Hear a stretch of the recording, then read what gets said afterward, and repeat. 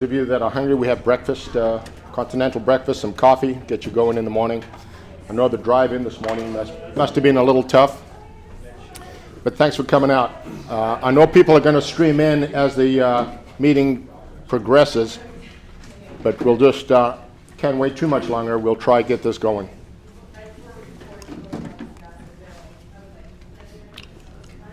Restrooms. Men's restroom right here and women's, obviously, and then downstairs in the cafe we have restrooms.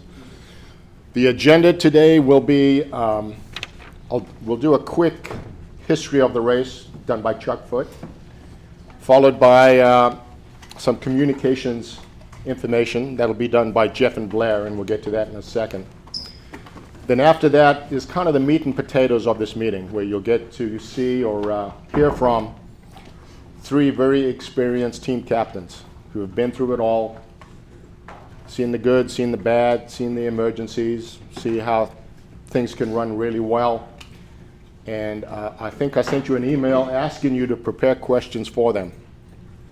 This will be your one opportunity you get to question these people and figure out what not to do and what to do to make a success for your race coming up.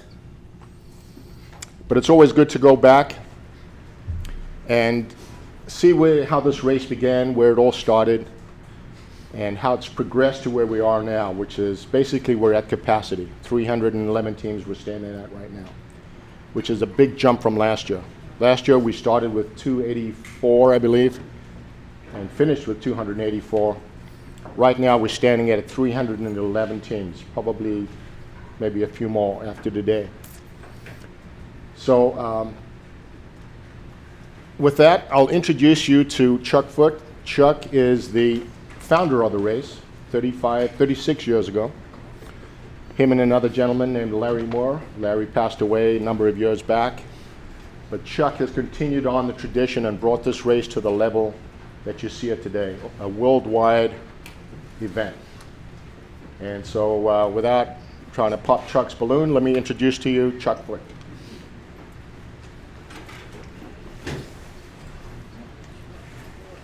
Thanks, Tony.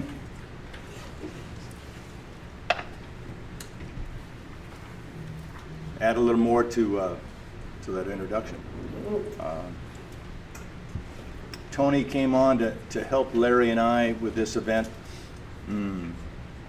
about 1990, thereabouts, and has been involved with it ever since. So Tony is well-versed and well-prepared to take over the coordination of this event.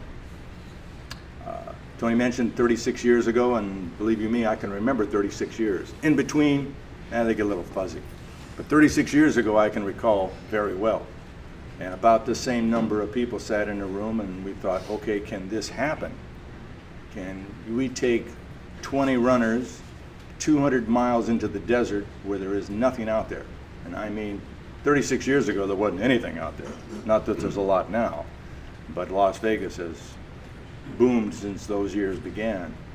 But be prepared, as you were today.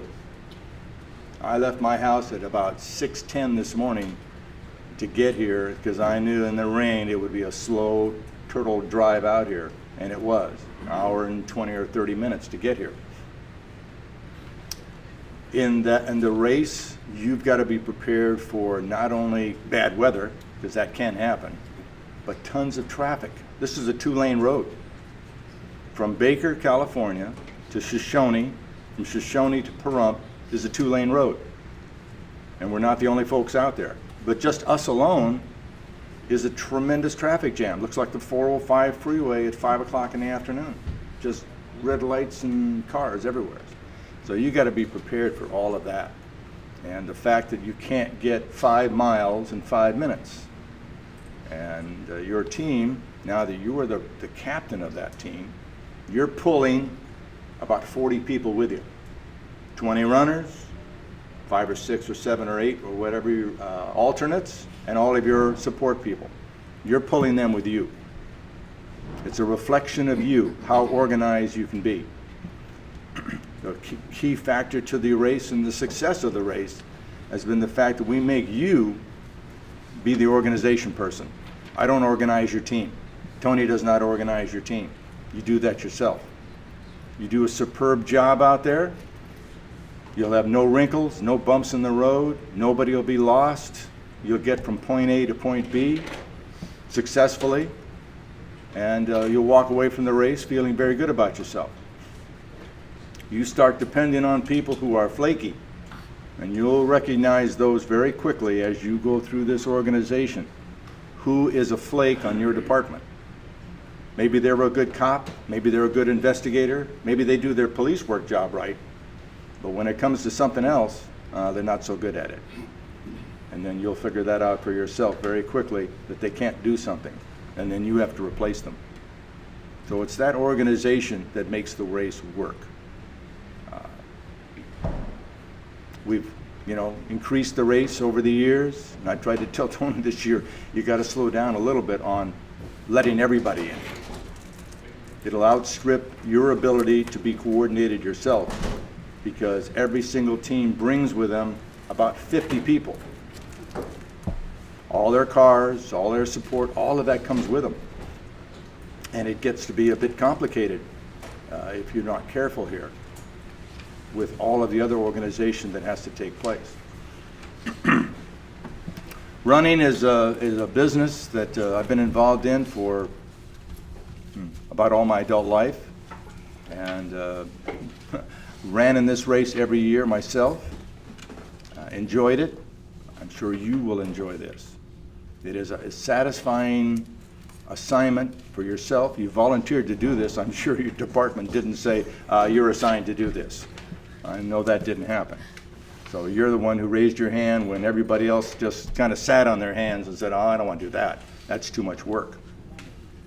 You don't get paid for that. But how many in here, this is your very first ever Baker to Vegas? Okay, most of you then have been on the course before. To those the few of you here that have not been on the course before, either as a runner or a support person, at least you've seen it. You've seen what it looks like when you turn the lights off in here and you try to find that door. And it's pitch dark out there. And there's 300 people roaming around an exchange point. You're trying to find one person amongst those 300. And you find out how tough that really is. But you'll find that doing this function, in the end, you may think, oh, after it's all over, oh, you'll never do this again. And then give it a couple of weeks, and then you sort of soften up and say, okay, that was sort of fun. I'll do that again. And we hope that you do come back as a coordination.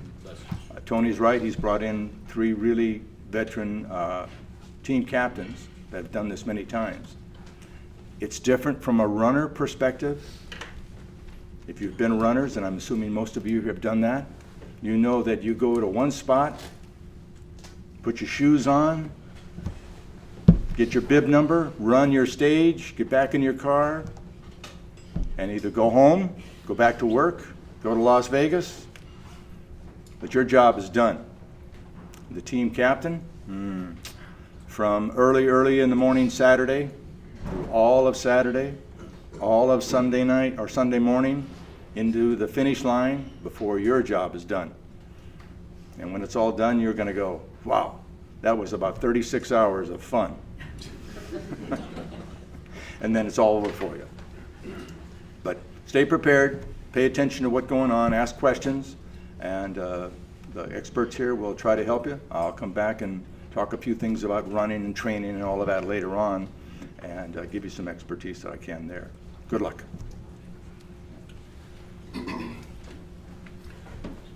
Before I bring Jeff and Blair up, let's just go around the room and let me know where you're from. You don't have to say your name. I'd just like to hear what agencies you guys are representing. I'll start over here. Parole. Parole. Sheriff's Department, Lancaster. Steve. LAPD. Santa Monica College. Sarah. Santa Monica College. Okay. LAPD Reserve. Reserve. Yeah. LAPD Reserve. Holy damn thing. Good. LAPD. Up in Orange County DA's office. CDCR, Lancaster. Same. Okay. Riverside DA. Okay. LAFD, Cardiff. Escondido PD. LAPD. FBI Las Vegas. Right. Oh, wow. Welcome. Vegas, CHP. Troy County Probation. St. Paul PD. Monterey Park PD. Great. Well, thanks for coming out all the way from there. Did you drive out this morning? or- Yesterday. All right, great. You know, speaking of teams coming from out of town, we have a team coming from Hamburg, Germany. They've been in the race many times, and they're coming out again. Sent a great little picture yesterday, because they can't just send a check to pay for it, so they sent a picture of them with US dollars of the 2,200. It was really cute. I think I'll send it out in the minutes later on. But and then we have a new team from Oklahoma. Edmond, Oklahoma is coming out too, so first time for them. Little housekeeping things. How many of you intend on picking up your T-shirts for your team today? Anybody? Okay. Did you submit your forms already? Oh, no. Okay. Gotta find out who my other guy. Okay. Not a big deal. How many of you have checks that they intend to pay? I think I've asked that. Nobody here today. All right. So for the next hour, 15 minutes, we'll start out with communications and how important that is for your team. And I'll bring on Jeff Lee and Blair Stevens. Blair lives in San Diego. Woke up, what time this morning, Blair? 3:15 to be here today. So shows the dedication we have on some of our volunteers for Baker to Vegas. Without further ado, let me introduce to you Jeff Lee, Communications Coordinator. Good morning. Can you guys hear me okay? Yes. Excellent. So the presentation I'm going to give is on communications. It's a really important part of what you do as a team captain, and obviously it's not the only thing that you do. This used to be an 8-hour seminar that got cut down to 4, that got cut down to 2.5, and I'm going to do it in an hour today. So I'm going to talk fast. You need to interrupt me with questions, because if you don't interrupt me with questions, we're probably just going to blow right past it. And then the other thing we're going to talk about, because it integrates with communications a lot, we'll have Blair Stevens with San Diego PD.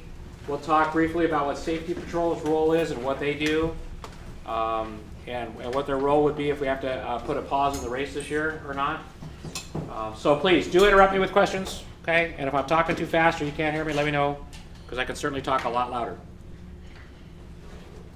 Okay, this is Chuck Foote at the first race, the first year, before there were cell phones and all this. Do you really need to communicate? If you talk to Scott, he'll tell you that he's been doing this for 180 years and he has no communications plan and he's never had a problem. I'm 10 years retired. My last place I worked for 9 years was San Diego DA, and we had 20 responsible adults that came out and ran and were in the right spot, and we didn't have a communications plan either. And some other people do some really elaborate things. So it's kind of up to you to make a decision on what level of communications you want to do. Okay? All team captains want to know, okay, are we ahead or behind schedule? Because as the team captain, your runners are going to be, am I really getting up at 3 o'clock in the morning? Am I really getting up at 11?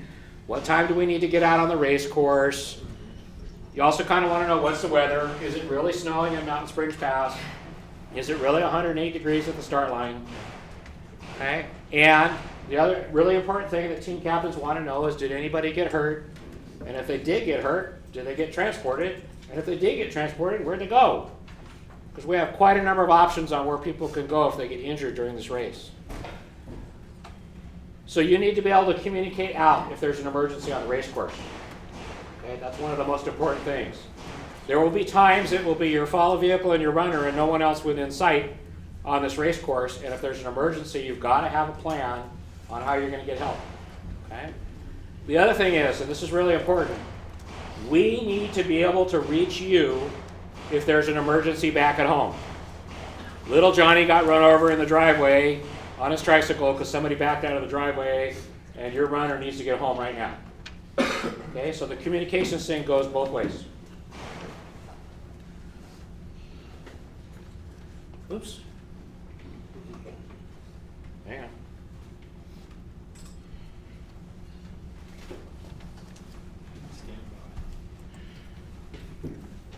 Can't do everything with remote control. All right, for your helicopter pilots, this is what it looks like. All right, so has anybody never been out on a race course? Okay, good. So you know it, like, it's desert to mountains, and the only reason I show this map is because there's a lot of mountains, there's a lot of valleys, there's a lot of problems out there that make it difficult to communicate when you're out on this race course. Okay, so on paper it looks like this. And as you can see, we run along the edge of mountain ranges. We go through, oh, this is going to work. We go through canyons, we go up through mountains, and we go down to a major metropolitan area. The challenges of being able to communicate on this race course, it's just huge.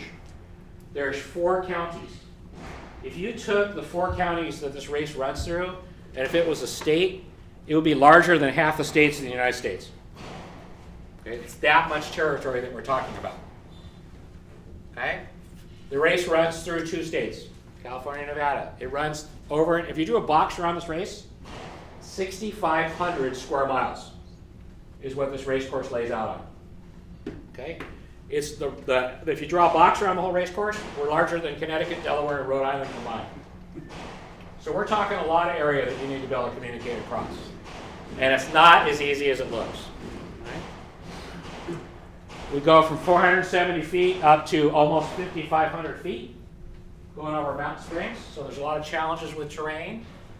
About a third of the race course, we used to say half, but about a third of the race course has no cell phone coverage. And if you're like everybody else, you're just used to whipping your phone out and checking your internet or sending a text message or calling somebody, and there are places out there that you cannot do this. There is no service.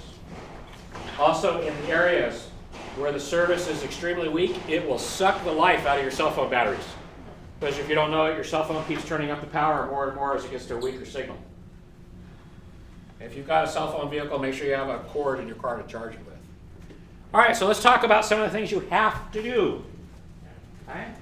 You have to have an FRS, or Family Radio Service radio, in your follow vehicle. Okay? This is one of the rules. It's chapter 10 of the rules.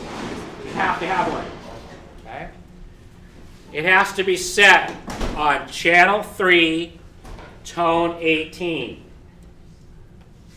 Okay? Channel 3, tone 18 is reserved exclusively for the follow vehicles in the race. Which means, if you did not inherit some FRS radios from people that did this before you, or whatever, you have to go buy some, or acquire them, or whatever you're going to do. Make sure you get the radios that have both channels and tones.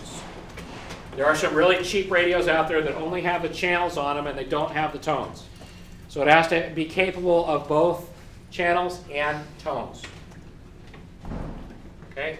The radios are used to communicate with the nearby follow vehicles.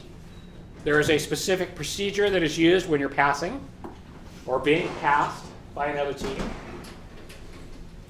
It's also used for us to yell at you. If you didn't have an FRS radio, Blair and I and everybody else couldn't yell at you during the race. And we gained the most pleasure at all from yelling at you. No. We need to be able to tell you things like, did you know your sign is falling off?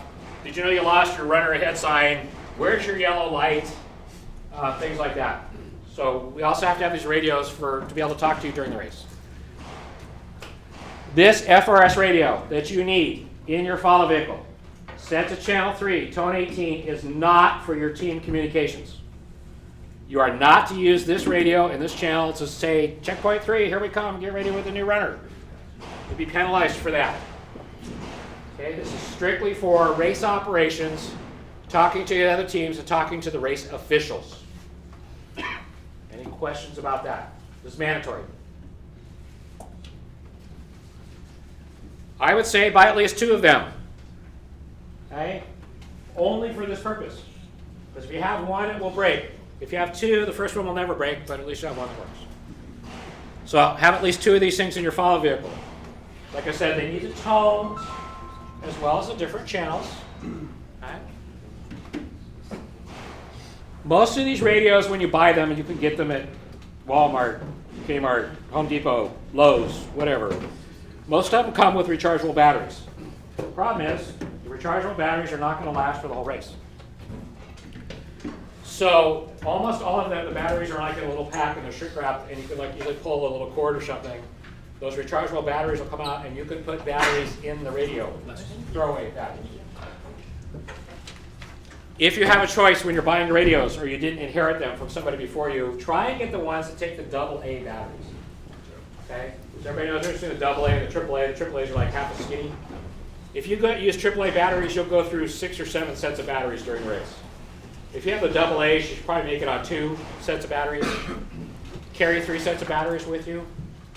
Okay? If your radio dies in the middle of the race, especially at like 4 o'clock in the morning out in the middle of nowhere, and we're trying to call you on the radio, you're not going to be happy, because then we're going to pull up next to you and start banging on your window. Okay? Because you could be penalized if your radio's not working. Make sure you have enough batteries to take you through the race. A lot of people use headsets in the follow vehicle, or a little earpiece, a little earbud or something. It's not as, people aren't using them as much as they used to, because years ago we used to have a lot of people have big speakers on the front of their follow vehicles to blast music at their runners. You don't see that as much as anymore. But it wouldn't hurt to have an earbud for your radio. This allows the passenger to hear the radio and not miss a call, which is a bad thing. Over all the noises that are going on out there, you can be penalized each time if you miss a call. I'm gonna talk a lot today about penalties. Nobody here wants to penalize anybody for anything. We really don't. We will do everything we can to work with you to not penalize you. And Tony or Chuck or somebody maybe later on will talk a little bit about the most common penalties and things like this. I can guarantee you if we can't get a hold of you on the radio after trying 20 times, we're probably going to penalize you. I can guarantee you if you sideswipe my truck during the race and flee the scene, we're going to penalize you. I'm only speaking from experience from last year. Yeah, it happened last year. Okay? If you hit somebody out there, we're going to penalize you. Well, that, again, I'm going to keep saying penalty, penalty, penalty. We don't want to penalize you. Okay? So learn what the rules are and just comply with the rules. We want our problem. Some of these radios have a feature called VOX, voice activated transmit. Make sure that this is not turned on.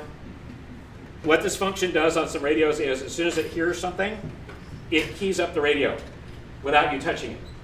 The last thing we want to hear on Channel 3 Tone 18 is, wow, look at her. She could run for my team any day that she wants. Or wow, look at him. He has no business being out here running. Turn that function off.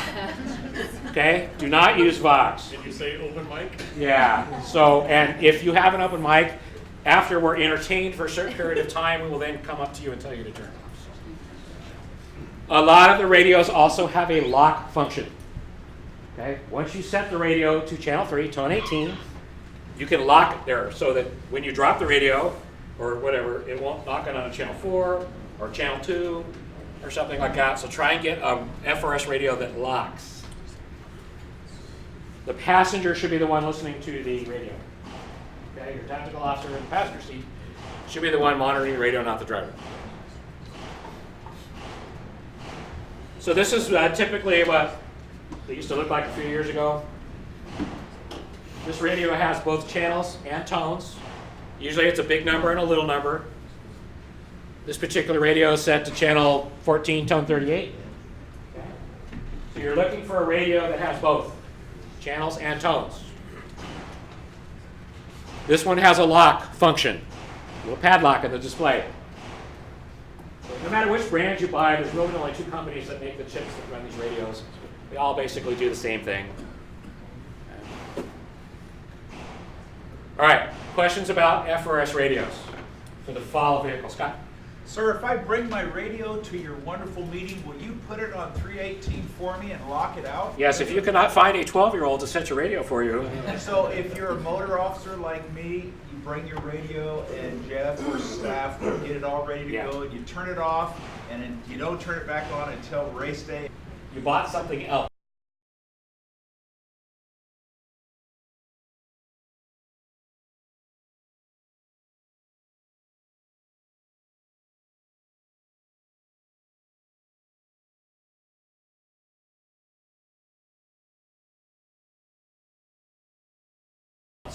So, Scott. Also, when you guys have your nice volunteers that are going to jump in the van and they have, talk to them, brief them on these radios as far as unnecessary traffic. Because sometimes if they say, if the motors come up, and these motors are serious motor officers, van 118, move to the right now. 10-4, you move to the right. You don't get on the radio and say, well, I saw a rattlesnake skin when I was in Orange County. Keep it traffic to a minimum on the yellow radio. Yeah, one of the problems that we have is it's great that you're all here and that you all got voluntold to do this job, and you're going to walk out of here with a bunch of ideas, but then somebody else is going to be driving your van. And especially like the third crew you put in there, you need to brief them on all the stuff we just told you. It's really important. Usually it's somebody's friend whose friend's next door neighbor's UPS man's trash man ends up driving the follow vehicle, right? I mean, we're lucky we can get 20 people to run, let alone picking up 4 homeless people to drive our follow vehicle van. Free heater. Fourth try, come over here. Yeah. You guys want to ride? How far can I talk on my FRS radio, Jeff? About as far as you can throw it. There you go. Okay. We're going to cover that. That's coming up. So, all right. Any other questions about the follow vehicle FRS? Yes, sir. You mentioned that the earpiece is optional, correct? Yeah. Well, I see it on the official inspection sheet as mandatory. Are we going to be able to pass the inspection if I do not have one? I would say you would pass inspection, yes. But I'm going to talk more about earpieces when we talk about your team communications, and I'll give you another thing to think about on that. So, yeah, it's way back in the day. A lot of vehicles had loudspeakers, and so the earpieces were pretty much required because you couldn't hear the radio. As long as you're able to listen to it. Other questions? All right, let's talk about cell phones.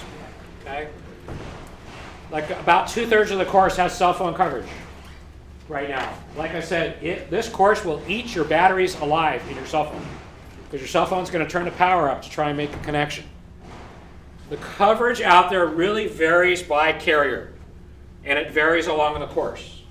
Some parts of the course have better coverage than others, and then you go to a different part of the course, and all of a sudden somebody else will.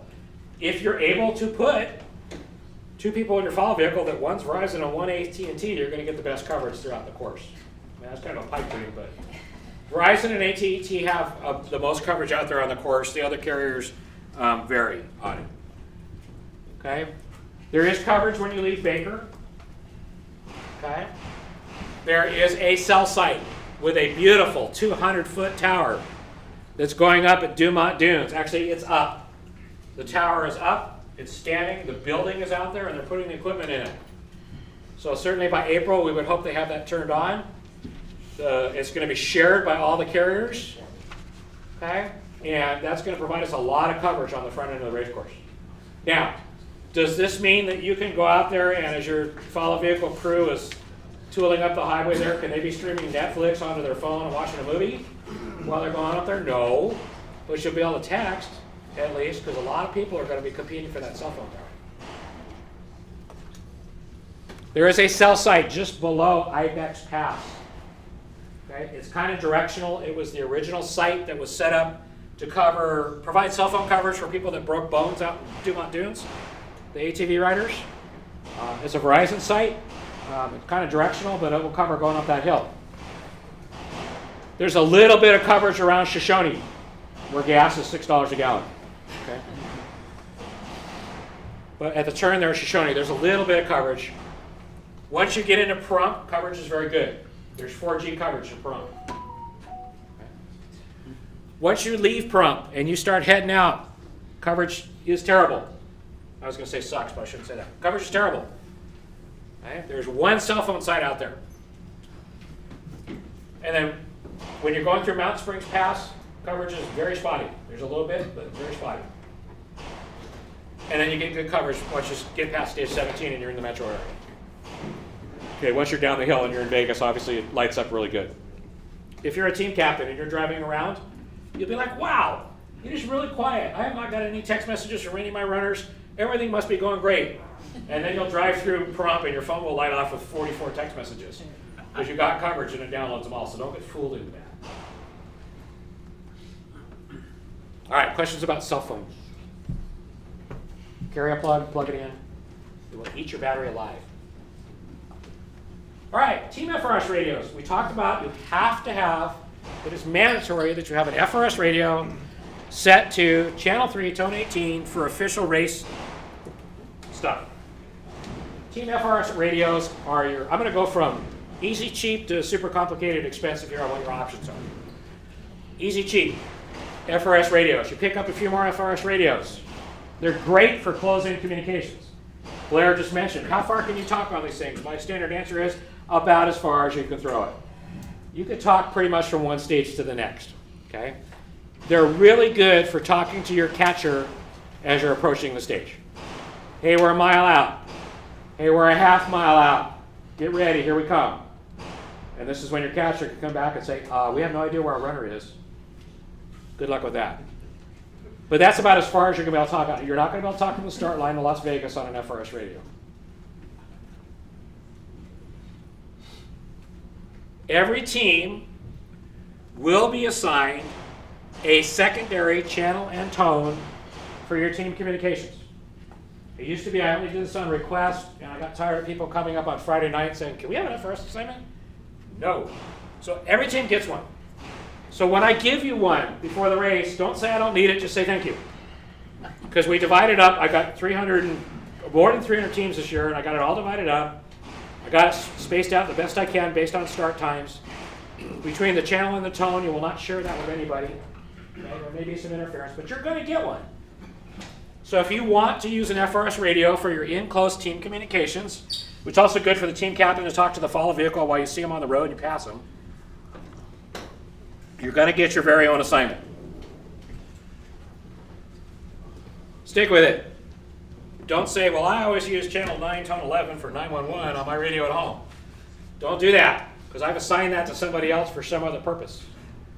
I always use channel 2. Don't do that. It's assigned for another purpose during the race. Use what I give you, please. So even if you use this FRS radio as your close-in team communications radio, you still have to have a separate radio on 318 in the fall vehicle. This is above and beyond your 318 radio. Again, get rid of the rechargeable batteries, use the disposable batteries. AA batteries last longer, all the same things I talked about before. Take multiple sets of radios.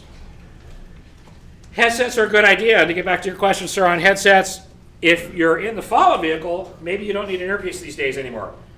But if your catcher has any kind of radio, and you're at the exchange point, which are very noisy, sometimes there's music being played, sometimes there's a PA announcements, and there's just a lot of people there, might be a good idea to have an earbud or a headset. Okay? So that you can at least hear what's being told to you on the radio. So, if you're starting to do the math in your head right now, you're like, wow, I need 2 FRS radios for my follow vehicle, and I'm a team captain, I'm going to need 1 or 2, and my catchers are going to need them, and my shuttle vehicles are going to need them. Well, you might as well start looking for the 12-pack of radios or something like that. Or, everybody's kids have got these things. Borrow from your kids. Want to run the race? Great, bring on radio. But if you're going to use FRS radios as your up close and personal communications, you're going to need a bunch of them. There was an FCC rule change last year, I think it was, that allows FRS radios to use some GMRS channels. Don't. It's channels 15 to 22. Because I have a lot of teams that people have, and we'll talk about GMRS in a minute. They actually have licenses for this, and they put up repeaters and a bunch of other stuff. So you cannot use channels 15 to 22 on your FRS radio for anything. They are being used for other stuff in the race. All right, questions on the FRS as a team device. A lot of people do it. It works out really well. A lot of people are like, I don't care. My people will be there on time. There's no way we're running fast. And I just want people to know that we're headed to the checkpoint. Great, FRS is your answer. All right, the next thing up in complexity and cost is a thing called GMRS. Okay, GMRS is it's channels 15 to 22 on the FRS radios. It means General Mobile Radio Service. It does require an FCC license. Okay, and you might think, well, we're the cops, we're out in the middle of nowhere. My job is to tell you that we're going to follow the rules. The FCC does not want to go out and write any cops any tickets during Baker to Vegas. Really, the only thing that gets us in trouble is if we start interfering with the people that live out there every day. And we interfere with their radio systems. I'm going to talk more about that later. That's kind of how my whole position came to be. Okay? But for the GMRS radios, if you're requesting a GMRS frequency, I'm going to ask you for your license. And you need to have it. We're going to play by the rules out there. License costs $70 for 5 years. They have a little bit higher power than the FRS channels. It's double. It's less crowded. They do make mobile radios for this, but then you're starting to get into some more expense. You can set up repeaters on the race course. The Riverside teams used to set up GMRS repeaters across the race course. Now they're using something else. You can do that. Coordination is required. I'm going to talk about coordination. And the last thing we're going to talk about today is how you're going to get your stuff coordinated. You cannot go out there and do whatever you want to do. Too many teams, too many radios, too many ways to get Tony in trouble. Okay? So we have to coordinate what we do. If I do my job right, all my work is done before the race and I can go out and enjoy race weekend. Because I need to contact me. All right, CB radio is the next thing up. They're cheap. Okay? Go on eBay for $1.50. The range varies, but they will go further than FRS or GMRS radios. Coordination is required. And of course, the thing with CB radios is that there may be some people out there that are not necessarily from a law enforcement background that use CB radios, if you catch my drift. So you will hear the truckers and you will hear all the little people in the neighborhood and for the People's Republic of Pahrump and all that kind of stuff. So I do have a couple of teams that use CB radios every year. They say they like them. They say they get good distance out of them and all that kind of stuff. It's not everybody's cup of tea, but it is an available option. Kind of what a typical one looks like. Pretty cheap. The good thing about them is that they're not handheld. You can slap an antenna on your roof, plug this thing in your cigarette lighter, and you'll have better communications. All right, a thing called MERS, or business band radios. Again, we're moving up in cost, we're moving up in power, which means we're moving up to a longer range. They're available as both portable and mobile radios, in other words, handheld and car-mounted radios.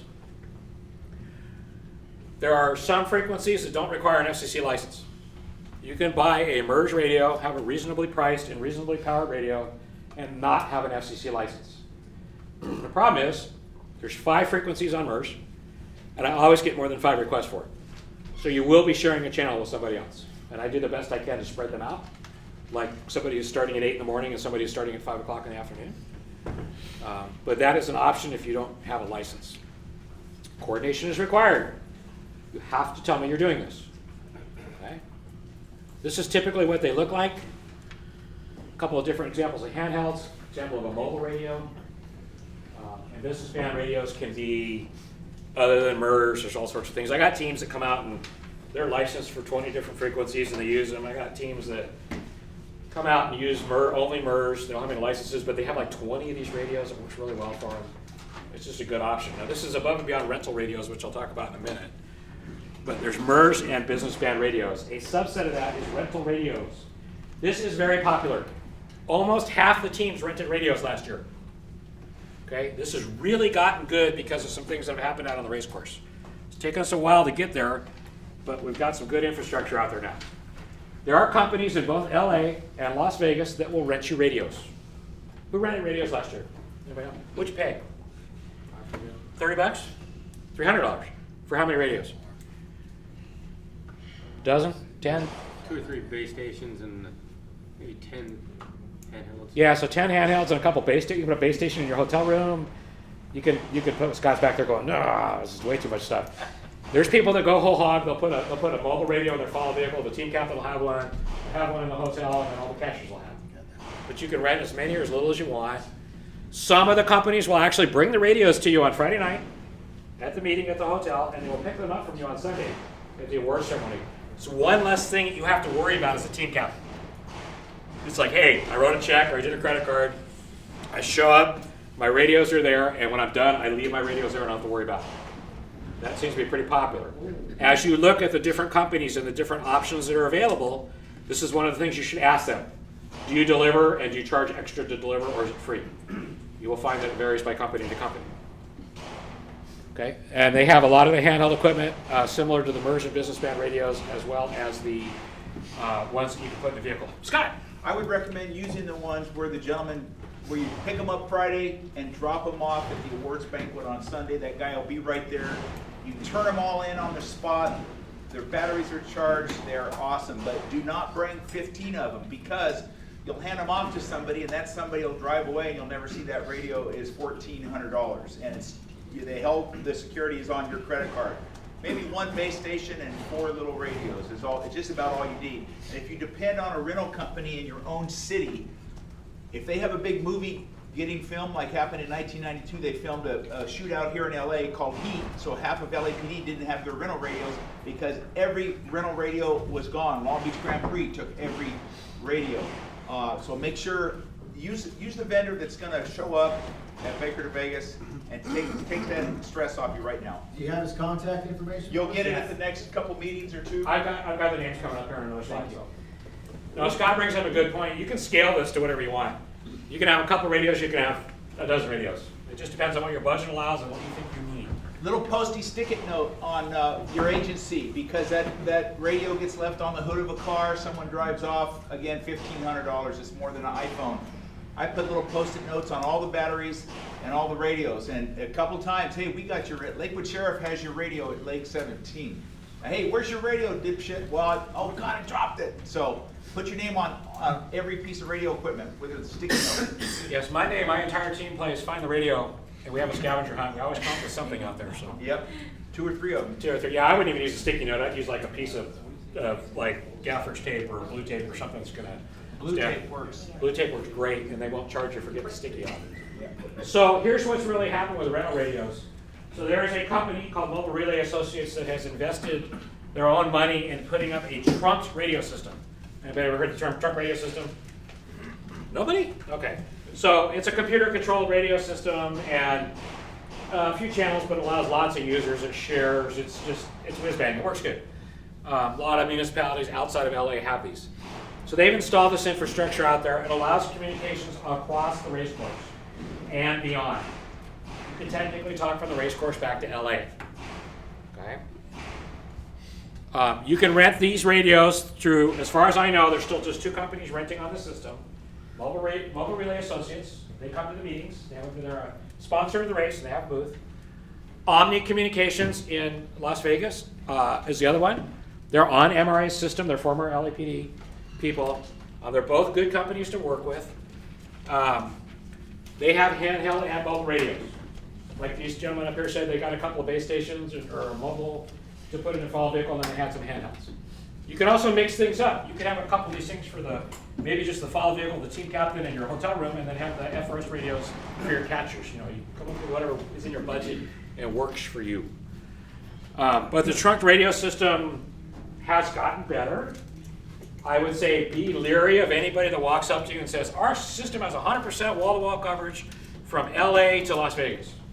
Because anybody that tells you that, there's no such thing as 100% coverage. You will find a spot where your radio doesn't work. Okay? But they have gotten better. They work well with us as far as coordinating stuff. If you rent radios, all I need to know from you is I rent radios from blank. And I will contact the company directly and get all the information. All you have to do. Costs vary a lot. Who else were you guys? So you guys said $300. Who else rented radios last year? Anybody? What did you guys pay? About $370, About $370 for how many radios? 3 base stations and 2 handhelds. Wow, okay. So the cost will vary on it. If it's in your budget, though, it's not a bad option. Most of them come with the insurance. If you drop it, if you run over it, if you whatever, then it's covered. Okay? Check that too. That's another question to ask them. Do you deliver? Do you deliver for free, and is insurance included? Okay, these are some of the companies that were used last 2 years. Omni and Mobile Relay Associates are 2 biggest ones that people rent from. The difference in those 2 companies is, and here's another consideration you might have. One company will only give you a trunked radio that works on the trunking system through the repeaters. The other company will give you a radio that has both a trunking frequency for your team and a secondary backup direct channel in that radio. So that if their repeaters go down, or you're just talking to your catcher coming up at the next stage, you don't have to go through the massive repeater system. You can talk direct radio to radio. That's another question to ask them. Do you offer a secondary channel, direct channel, or not? People rent from Day Wireless, PCI Race Radios, VisionComs, and Bearcom. This list used to be about 20-something companies, and this is what it's kind of shaken out to in the last couple of years. Like I said, almost everybody rents from Omni or Mobile, and about half the teams rent radios on it. All right, questions about rental radios is a complicated subject, but you can talk to the vendors at the team captain's meeting. If MRA is here and Omni's not, or vice versa, call the other company. Do some comparison shopping. Maybe get a good deal. Questions about rentals? Really? No? Okay. Satellite phones are very expensive. Unless you're, who's a federal agency in here? Got your own satellite phones? She's looking at her. Do we have federal phones? No. No, that'd be a no. Unless you're a federal agency and my taxpayer dollars are paying for your satellite phone, you're going to find that they're very expensive. Per minute charges and rental charges are very expensive. There's not a lot of success stories. It's actually hard to get a signal. People think, satellite phone, all I got to do is be able to see up there, right? Most of the satellites are actually out on the horizon. Okay, they're not directly overhead. And when you get into the canyons and things like that, you cannot get a signal on it. I don't know any team that has rented them 2 years in a row. Because it was either way too expensive or they just didn't work. Okay? So some teams will talk about satellite phones, but be careful and weigh your cost options if you're doing that. Agency radios. Hey Jeff, why don't I just go to the cash radio bank at my agency and grab 6 extra radios and take off from Baker to Vegas? That sounds like a great idea, right? It's free, right? They belong to the agency. They owe me, right? All right, there could be a really significant cost if you take your agency radios out there. If you lose a radio, you can compromise your agency's communications. You can compromise your agency's encryption. If you lose a radio with that's encrypted on it. Do you really want to be that guy who lost the radio, or gal who lost the radio out there on the race course? I don't think so. I don't think I want my name associated with that new rule. The biggest problem we have, though, is people will bag their radios from their agency and they will take them out there. Agency radio frequencies are assigned by the FCC and they're reassigned as you go across the country. It's like radio stations. There could be a 99.9 FM here and there could be a 99.9 FM in San Diego. Okay? You can take your agency radio with all good intentions in the world and go out there on the race course and find that you're on some frequency out there that these people live out there every day and work out there every day. That will put you afoul of your agency FCC license. Or if you're a federal agency with your NTIA coordination. You want to be that person. Now this is the one thing that the FCC will really not look away from. If you're interfering with another law enforcement agency, they will take action. That's one of the few things they still do. Okay? These are some, this may be hard to read, but here's an example. Is anybody here from Oxnard PD? Good, because you're the reason why my position exists. Oxnard PD brought their radios out. We're going to use channel 2. It's our talk around channel. Nobody uses that. We just use that to chit chat when we're working. It's the same frequency as the Pahrump Sheriff. Pahrump Sheriff did not have a good sense of humor the year that they came out here and did this. Ask Chuck. They were not happy about it. They wanted to tow away their black and white and a bunch of other stuff. Okay? And these are just a lot of examples of some other agencies that have conflicted with Mutual Aid Channel, San Bernardino County stuff, Las Vegas stuff, Pahrump stuff. So your own agency radio, there's a reason that you have the frequencies you are and you have geographic restrictions. This is a copy of an FCC license. It probably means nothing to you except your agency is licensed to use a frequency. It's licensed to use it only in a certain area and only in a radius around a certain point, usually the center of your city or your county. Okay? And that's what they look like. So if you bring your agency radio out there, if you're from, Oakland, and you bring your radio out to Pahrump, you could be on the same frequency, and you are the one who is not playing by the rules, and you're the one that's going to get in trouble. So don't do it. Okay? Questions about agency radios? Doing okay? Too fast, too slow? Shut up, keep talking? Keep talking. All right. Amateur radios. Another solution or another option is using amateur radio support for the race. The race itself actually runs on amateur radio. Okay, we deploy over 350 amateur radio operators to make this race work, between all the stages and between operations and between safety patrol and a lot of the other branches of the race. It's one of the few radio services that they can actually pick their own frequencies that they want to use. Okay, they have a wide variety of equipment that they can use. They have base stations and mobiles and handhelds. They can put repeaters up. They can use repeaters that already exist. They're out there. Where do you find these people? There's Your department may have what's called a RACES, or an ACS, Auxiliary Communications, or DCS, Disaster Communication Service Group, may already exist. Or your county may have one. You may have CERT teams. Have you ever heard of CERT teams? Community Emergency Response Teams. You may have an amateur radio club in your community. The Salvation Army has a strong amateur radio component. Blair used them for a couple of years. They were a great help. Provided a lot of resources. The Red Cross has a large amateur radio component. Kaiser Permanente Hospital Network has a large group of amateur radio operators as well. They're out there. There's a lot of them. They're out there. Another thing we can do is, using amateur radio, we can actually track your vehicle and put it on a map that you can access. Okay? We set up a complete infrastructure for this across the whole race network. This used to be really popular. We used to have 60-something teams that did this, and we're down to about 12. So how long we continue to support, I'm not sure. The only problem is you have to be somewhere that you can actually look it up if you want to see where your follow vehicle is. There's a 99.5% chance your follow vehicle is behind your runner. If you look up on the map and your follow vehicle is going 45 miles an hour, it's not behind your runner. Okay? This is, okay. If you want to do this, you can contact me for more information or contact the amateur radio operators. It's your responsibility to do it. A lot of teams have this stuff. San Diego County has an amateur radio group that works out of the Sheriff's Department. They track every San Diego County vehicle. That's their job. That's what they do. They track like 9 vehicles for all the teams.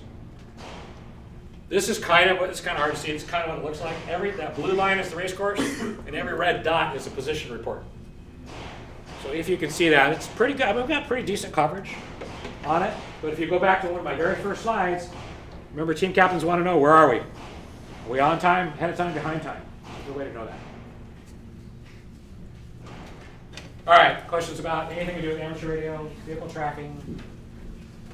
If you want to use amateur radio, and who's a ham radio operator in here? Anybody? Excellent. Oh, Blair, put your hand up. So you I would trust to fill out the form. For the rest of you, you need to find an amateur radio operator and do all that work. Okay, because it can get a little complicated. But they're free. They work good. They work for t-shirts and food. Yeah, they work for a hat or a t-shirt. So, all right, this is the most important part about what you're going to talk about. If you forget everything I've already told you, you need to remember this part. Well, actually, don't forget Channel 3, Tone 18. It's mandatory. The online communications form. So what this is a way for me to take your input about what you think you're going to do for communications, and for me to bless it and say, I don't see you conflicting with the Pahrump Sheriff. I don't see a problem. You will or will not be sharing your frequency with some other team. And it's a way to get things set up nice and in advance so we don't have to worry about a lot of problems on race day. Okay? It's all cloud-based, web-based stuff. Tony will put a link up on the website as we get closer to the date. This is web-based. You could do it Apple, Windows. People are starting to fill these things out on their phone. I've seen that now. The international teams are filling them out. It's awesome. I'm like, you got a form from Australia, really? This is the filing period. Jeff, why don't you start filing today? Because every day I have to babysit this and look at the forms. So I will do this for a month. January 17th, the form will go live. February 14th is the deadline. That's 7 weeks before race weekend. Okay, so you kind of have to start thinking ahead as a team captain. You're going to have a plan. Please don't call me on Thursday night going, hey, I was thinking about my comp plan and I wonder if I could do this. Too late. You need to have a comp plan in advance. I will make the occasional exception as we get closer to race time. I'm completely bribable. Okay? But really, you need to think this out. This is one of the reasons there's a deadline. Plus, I've got to make things happen between February 14th and race weekend to make sure everything goes good. If you don't turn in your form by the February 14th, there is a penalty. Again, we don't want to penalize you, but you're going to get an email from Tony and me, and then you're going to get another email in larger font, and then you're going to get an email with high priority and really large font, and then we're going to start calling you. And then if you don't turn the form in by race weekend, you can't run it. We will literally not give you your baton at the start line. So we will hunt you down. Don't make us do that. Make my job easy, okay? It's simple. Every year I make it simpler. The key to everything in Baker to Vegas, and especially on this form, is your team number. Not last year's team number, this year's team number. Okay? They change every year based on where you finish. You have to put in on the form your team number and your team name. Please don't put in Uber Fast Road Runners, because I don't know what department you are. I have to match it up because you may find this hard to believe, but some people don't know their team number, or they can't type in 3 digits on the computer. Don't put abbreviations. What does SBCDA stand for? Any guesses? San Bernardino County DA, Santa Barbara County DA, San Bruno County DA, San Bruno City DA. Yeah, spell it out, please. Okay. Don't put the PD. Mighty PD. Yeah, SO. Great. 37 sheriff's teams from LASO. I need more information. Okay. So spell it out. Okay. Do me a favor. All right. So you need to know a few things before you sit down at your computer and you fill out this form. You need a communications contact person who can answer my questions. I already know that's not everybody sitting in this room. That's fine. Make yourself a deputy team captain in charge of communications and let them deal with me. Okay? So if you don't know anything about what a CB radio is or an FRS radio or rentals, if you don't know any of this stuff and you don't want to deal with it, list the person who is willing to work with me and answer my questions if you don't fill your form out right. Okay? It's really important. Because I call people all the time, they're like, I don't know, it's our PD radio channel 2. Channel 2 does not do me any good. You need to know also, before you start filling this form out, that we've added some other race stuff that the race needs too. We need to know the name and phone numbers of 2 responsible adults. I know, hard enough finding 20 runners. 2 responsible adults who will actually answer their phone during the race.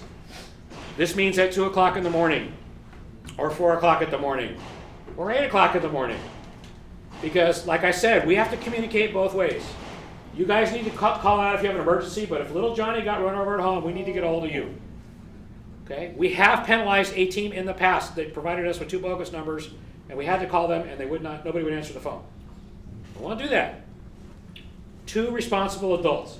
Do not put your dispatch center down there. Communications, Bob.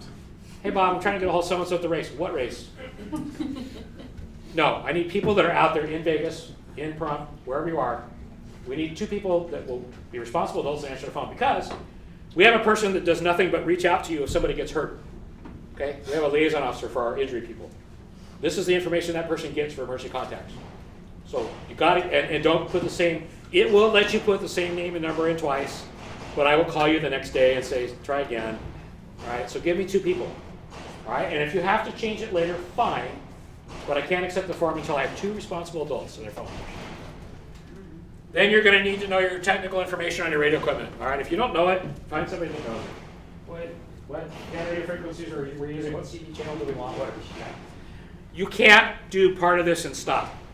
You got to go from start to finish when you do this. Okay, so have a plan, sketch it on a napkin, and then do the form. Okay, a couple things we're going to try and do this year, and we've been doing the last couple of years. Any amateur radio stuff. All the rest of you will probably make no sense, but for you, now it's going to be an ICS 205 form. Your amateur radio operators will know what that is. Okay, it's a separate form. You don't even have to deal with it as a team captain anymore. You're going to tell me, my amateur radio person is so-and-so. I will talk to that person directly, and that's all you have to worry about. Okay? If you are renting radios, it used to be, if you've done this for several years, we used to try and get you to give me technical information. That was a tremendous failure year after year. I have agreements with 2 major rental companies now that if you rent radios and you rent them under your correct team name and number, they will give me all the information I need. I'm going to rearrange the form this year, so when you log on, name, number, emergency contact info. Question number 1, are you renting radios? Yes. From who? Yes. Thank you. That's all I need for rental radios. And I will get all the information from them. Is that great? Okay, you don't have to worry about this. This is from a couple of years ago, but this is kind of what it looks like. You log on, blah, blah, blah, blah. I'm going to tell you all things you can do wrong. Give me your name and your team number. Okay? Down at the bottom. If you make a mistake, you leave something blank, it will yell at you, it will highlight it, say, hey, you got to fill this in. Okay? So it'll tell you what you're doing right and wrong. I need the communications contact person, and I need the 2 emergency contacts. So this is the second page. Okay? The communications contact person can be one of your emergency contacts, that's fine. As long as it's somebody that will actually answer their phone during the race. Okay.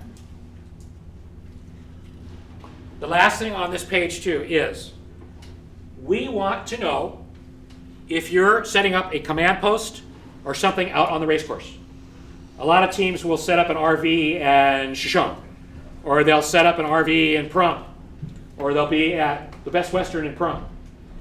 Give us that information, because in a worst case scenario, if we need to get a hold of you with an emergency, we will send a runner to your camp. Okay, so that's the backup to your emergency contacts. And we've actually had to do that once. Okay, so if you have that information, please let me know. That's what that part is right there. Okay. All of these fields, if you hover over them or put the cursor on them, it brings up extra help on the right. I can't remember what it is. I try and make it as deputy proof as I can. Okay. All right. And then this is gonna be a little different, but it's gonna ask you a couple basic questions. Are you using any communications? If you're Scott from CHP and you don't use communications and you never have, you give me your team name, you give me your contact information, you click no, and you're done. That's all you got to do. But everybody has to fill this form out because we need your emergency contact information. That's it. You don't have to go through and check no 20 times. You click no. Not with the Scott Wall plan. No communications. If you are using stuff, it starts asking questions. Are you using GMRS? Are you using FRS? Blah, blah, blah. You just yes, no, give me the data. That's all you got to do. Those pages only show up if you answer yes to those questions. If you're doing ham radio stuff, just tell me who it is. I'll go talk to them directly. And then there's a room for additional comments. Hey Jeff, you're doing a great job. Tell Tony to double your pay. Hey Jeff, we're handing out free steaks at the finish line. So no, you can give, if you need to feed me any more information, do it there. Okay? And that's it. You get a little thing that says, congratulations, you made it to the end of the form. Does not mean you're done.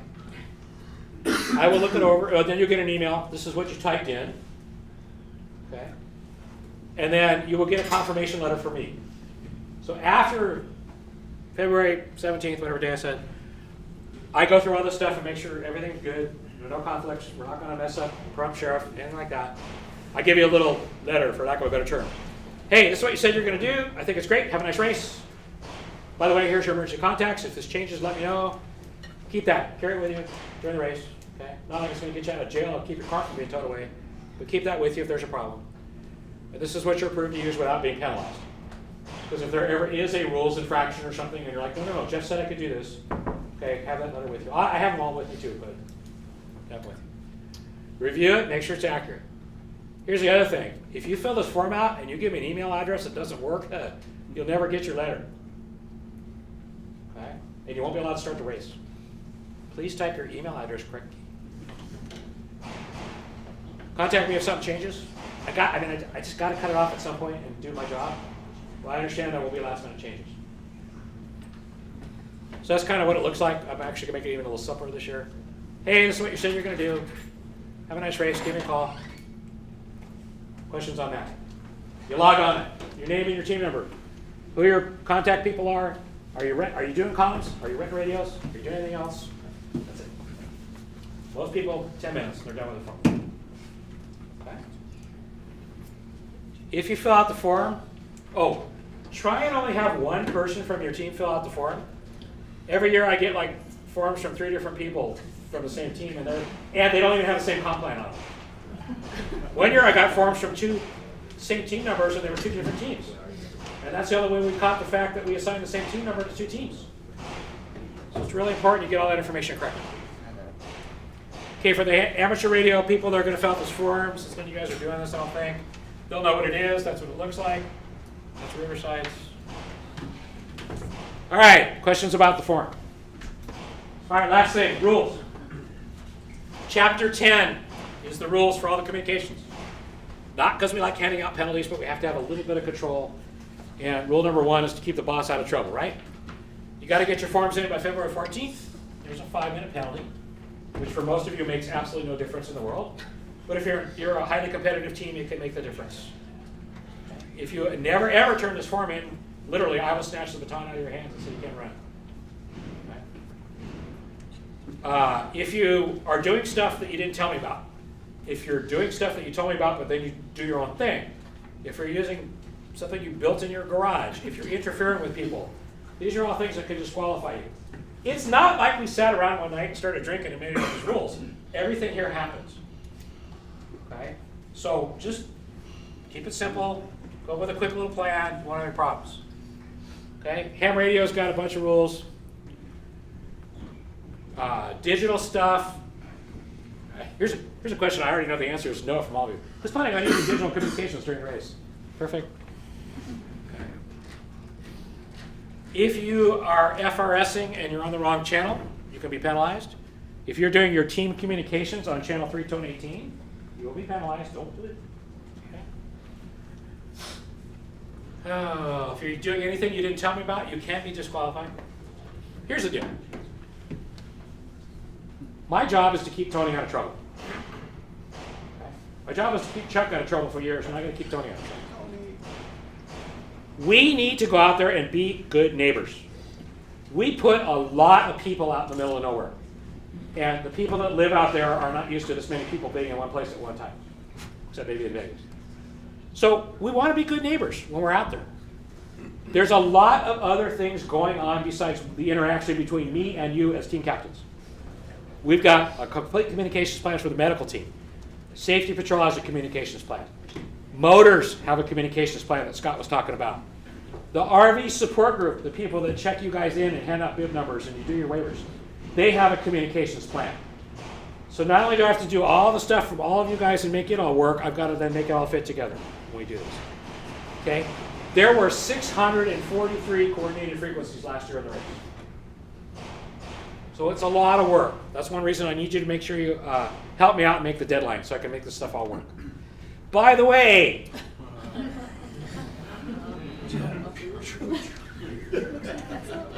enough said? Not quite sure who that is, but... They don't have their team number on there? No, well, not when the picture was taken, no. That's Tony's truck. Yeah. Actually, I think that was Chuck's truck since it was his last year. There, but please don't label your truck this way. All right, that's me. The best way to get a hold of me is by email. I gave you my phone number, but I never answer my phone. So, and besides, I talk to 300-something teams and everything else. I need to know who I talk to and what I say. So, you can get a hold of me at B2B at that email address. Ask me questions. Don't ask me if the form is available tomorrow. It's not until January. Okay? But seriously, if you're not sure, ask me. Please fill your forms out correctly, and please make sure you have your follow vehicle FRS radio. That was very high speed when we go through any questions about communications. And again, you can go from a Scott plan of none to something that's really, really complicated. Okay, another thing that's really important on communications is you and your team and your follow vehicles may interact with Safety Patrol during the race. Safety Patrol was put in place to be an extra set of eyes and ears on the runners and to look for runners that are in distress that maybe nobody else is recognizing. Blair Stevens, who's still active with San Diego PD, pilot with San Diego PD, gave you an overview on what they do and how they might talk to you during the race and all that.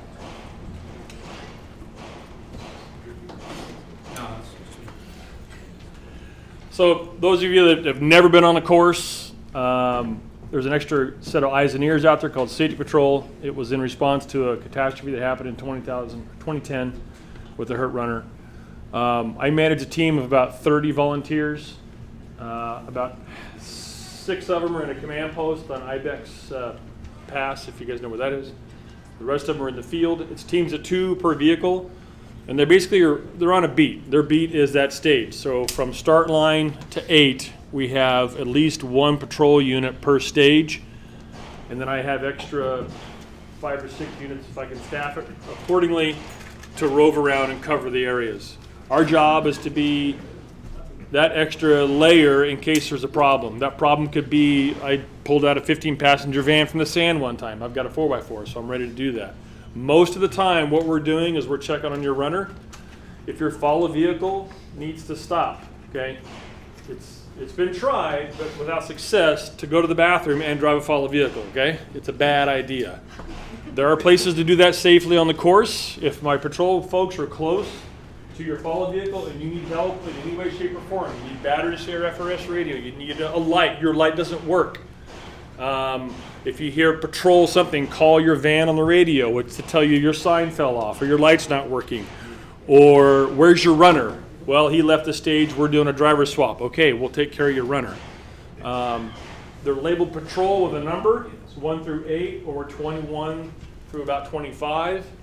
There's a safety 1, which is me, and a safety 2, which is a cohort of mine that we split the duties of the area. We're there to help you guys, all right? These I have volunteers, they're hams.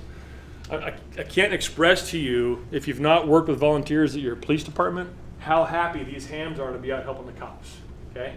They drive from all over the Southwest. I got Arizona, Ventura County, LA, San Diego, Riverside, San Bernardino. They love to come and help the cops. They do it for a t-shirt. So they're not there to write you violations, they're there to help your runners. If your runner needs help, talk to us. We've got communications with the med teams, so if your runner goes down and all you have is an FRS radio like Scott's team, say, hey, Bib 188's down at call box 24 Ibex Pass. Okay, cool, scoop and go. If you don't know it, your follow vehicle is to get the hurt runner to help, throw out your alternate, we'll pick up the follow vehicle job. That's what we do for you. So don't be afraid of the patrol folks, they're there to help you. And I'm telling you right now, they're volunteers that they really care. So if you have any questions about that, hit us up. We're not going to be anywhere on the course until you're on the course. We're not at any place in Vegas because all my folks are either in Pahrump or on the course. Has anybody interacted with patrol before? Sort of. We had a runner go down last year. What stage? 4? Oh, going up the pass? Yep. Okay. And Did that- your follow vehicle scoop and go? Yeah, and alternate went out and Patrol picked them up? followed. Yeah. That's the way it's supposed to happen. Somebody got really, really hurt years ago, and that's why we're around. So we're there to help. How do we get a hold of you? FRS 318. All of my folks are on 318. And if you say, hey, team 188, is there a patrol vehicle nearby? Because those radios only go so far, we'll be able to talk to you. They're spread out. Yeah, we just started. We got a bucket. Buckets. Water. Water. Water. Thank you. All right, questions from Laura? All right, we're spreading a leak here. Tony, do you want to give a quick break before we go any further? Yeah, before we're going to take a 10-minute break, but before we do that, 2 important points I want to bring up, just listening to Jeff and Blair talk. If your runner does go down and the safety patrol is not around, you've got to have follow vehicle personnel. You've got to have that ability to pick that runner up, put him in that follow vehicle, and head to the nearest exchange point. Exchange point could be, up the road or back the road. He could have just gone down half a mile into the stage. Going back to the course is fast. Every exchange point has certified medical doctors, especially on the California side. So if someone goes down, you've got to get them help as quickly as possible. You cannot just let them sit in that follow vehicle and give them water and help, ice them down. Get them to that exchange point. Okay. Number 2, we spoke about communications. When this meeting is done and my following meeting at noon, probably on Thursday or Friday, I send out minutes to all of the team captains of stuff that we've discussed here. Attached to that email will be a flyer for radio communication rental. So you'll have that. I know Jeff didn't say who that company was, but you'll have that information probably by Friday or Monday. Let's take a quick 10-minute break and then we'll carry on. All right, now the meat and potatoes of what I think you're going to get the most information out of during this team captain seminar. I've got 3 experienced team captains, and they'll come up and introduce themselves, where they're from, what they've done. Get ready for your questions. I've asked Scott to come up, and all 3 of them will come up, give a little presentation if they want, and then bombard them with questions. So let me introduce Scott, Steve, and Johnny Sobral, my classmate. Come on up. I didn't know anybody was that old. Yeah,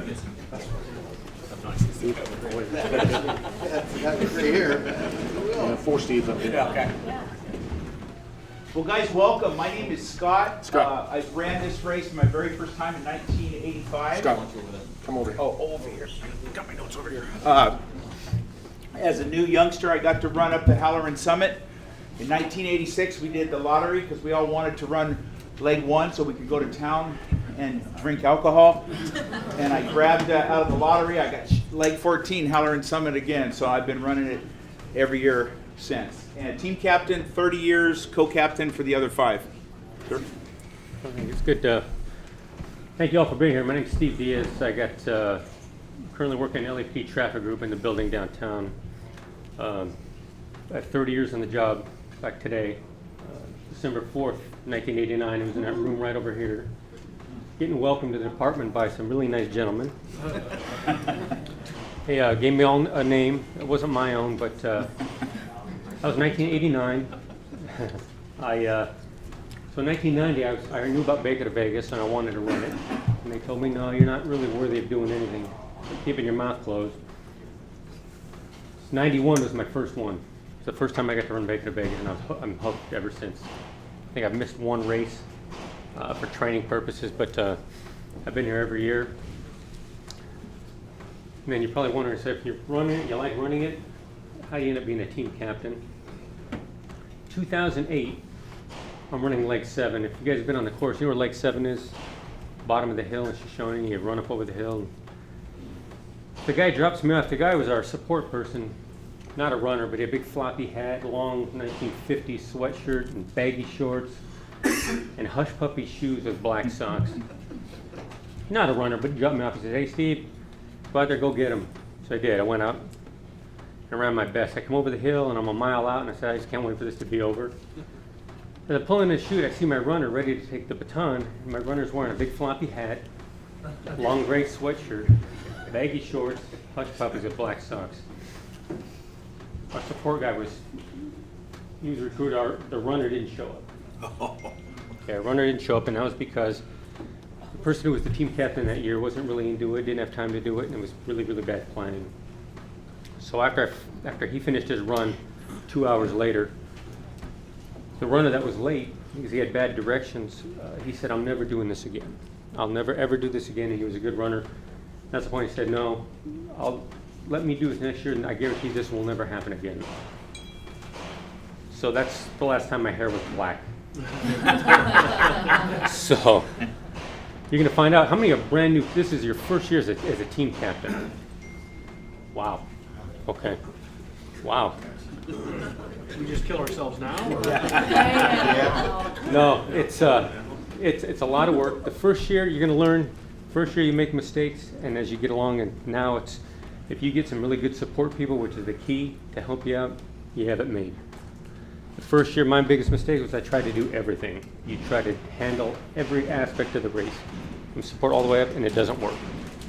It will not work. In fact, this shouldn't be called a new team captain. These should be new team captains support. Everybody should be here. It should be for everybody, because that's the key to making this thing work. Your support people are the absolute best. They will make your race well worth it. But it is a lot of work. Like Chuck was saying earlier, it's a long day. And the way we do it for Wilshire is I'll get up early in the morning, 6 o'clock, 5 o'clock, go out with a follow vehicle, get them checked in, and then somewhere in there I got to run. And then you're there all the way to the end of the race, till about noon on Sunday. You try to sleep, but your phone keeps going up because people want to know how you did. All the people who got sleep all night, they want to know, hey, how do we do? How do we do? How do we do? But if everything works out, the key is to get everybody out there safely, no penalties. And later on, what we want to do is just, if you have any question about penalties, believe it or not, the race has gotten a lot better. My first year in '91, we had a really good foothill running team. But back then, there was no rules or anything in place regarding down runners. I don't know if you remember that, Chuck. If you had a down runner, you were done. Your team finished unofficial. And I was on a foothill team that's really good. Finished unofficial. We'd have probably finished second or third. And then for a while there, we were hot and heavy on penalties, but that's all for safety. And I think now it's gotten to the point now where nobody wants to penalize you. And once you get out there, you see that's the last thing they want to do. And if you do come across where you have been given a penalty, the rules committees out there, they're very, very forgiving. Okay, so that's something you should really not worry about. And again, get good support people out there, and you'll have a good time. And how you guys doing? My name's John Soberall. the way I got sucked up into this, I was actually helping Steve. I actually saw how much work Steve was taking upon his own, and it's way too much for one person. So you gotta, at the very least, have a co-captain, which that's what kind of the rules state, or it's set up that way. So you can bounce things off of each other and just tackle things. But right, the entry fee is $2,200, so you're not even in the race if you don't have any money, right? So money's going to be an issue for you guys. Raising money, sponsors. I mean, you can maybe hit me up afterwards, get together. You can, I can give you guys some ideas like that. But support is just as important as runners, because those are the cats that are going to be driving your vans, right? And if they're speeding or they got an issue because they got pulled, it happened to us. Thank God Steve was there. We had a driver, he was speeding, he parked where he shouldn't have parked. They came over and told him to move it, and he starts giving her lip. Oh. You're going to think, oh, that can't happen to your team, right? But, right, cops shouldn't be drinking on that course, and there's going to be some idiot, might be on your team, that should not be drinking, and he's the one that's going to pop off, and that's going to, if you're competitive, and we're competitive. We went from team 64 to 70 last year. Since we took the race over, that was the first year where we took a step backwards. So we take it super serious. Your lodging, right? People are going to be all over you. Hey, I didn't get a room. How much are the rooms? Or where can I get a room? You got to tackle that early. We passed out. I got even copies of the rules. That's obviously on the website. The follow vehicle. We also passed out the follow vehicle checkoff list and the rules that govern that. The way we run it, we have a follow vehicle. We obviously rent. Then we rent 3 Suburbans or 3 vans, 3 minivans will work perfect. So we break it down to 4 shuttles. On that assignment sheet that I Toontown, because we changed it from Wilshire, and we changed the names obviously. You'll see that those are the people that are being shuttled out, and they're being shuttled out at certain times. They're being told where to be at our command post and what time that shuttle's leaving. And if you're not there, okay, that alternate's going to go. We're not going to mess around. Shuttle 1 turns into shuttle 4, right? By the time shuttle 1 comes all the way back, it's only down for a couple hours, and then it takes the last runners out. I think it's to leg 16. So you're going to need, if you run it like we do, it's 3 minivans, 1 follow vehicle. You saw the radios. If you didn't get the number for mobile relay, I got it here. That's what we use. They're unbelievable.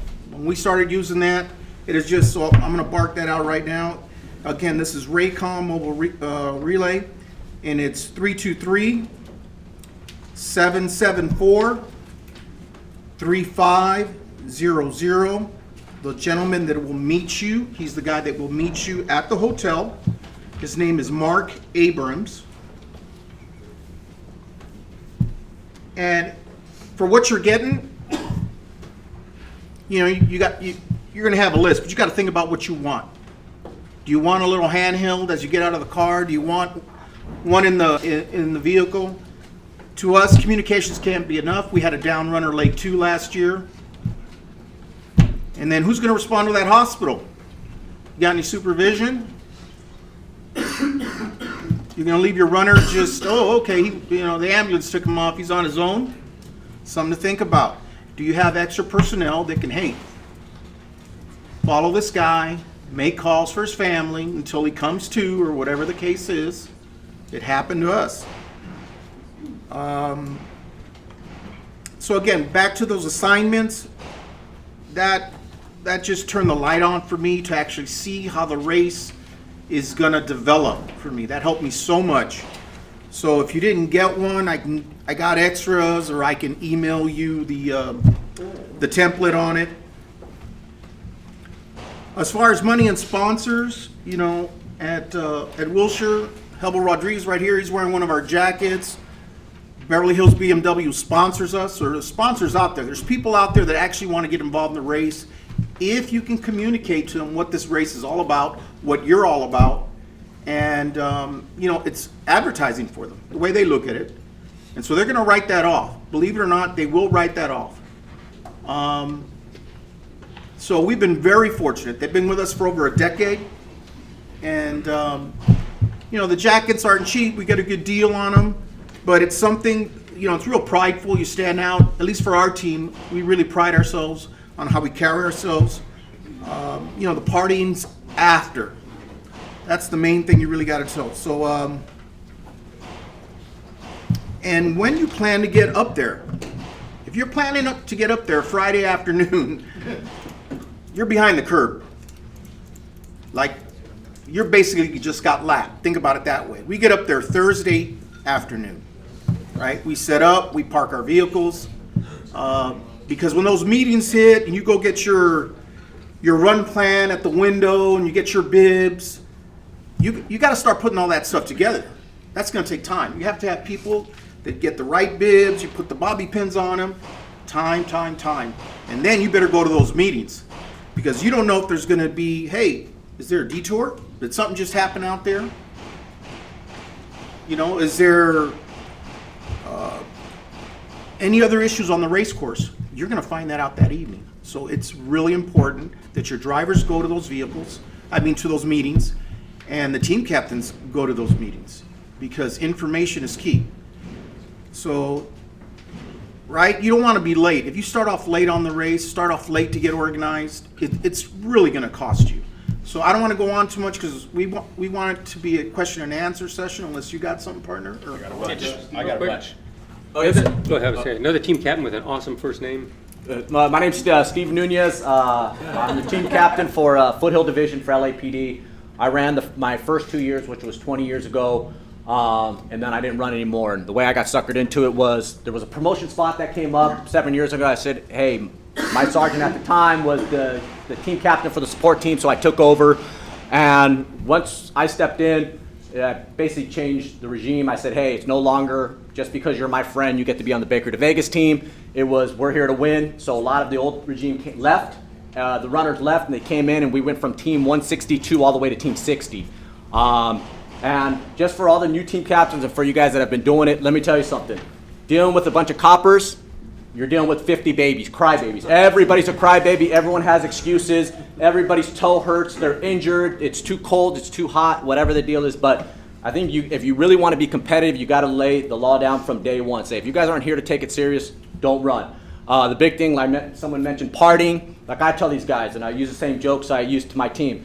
If you can't meet somebody in Vegas, a girl or a guy, on a Monday, Tuesday, or Wednesday night, you got issues. I'm sorry. So I say, when you guys are out there, your job is to either do the support team or to run, whether you're running 4 miles or 10 miles. Run after you're done running.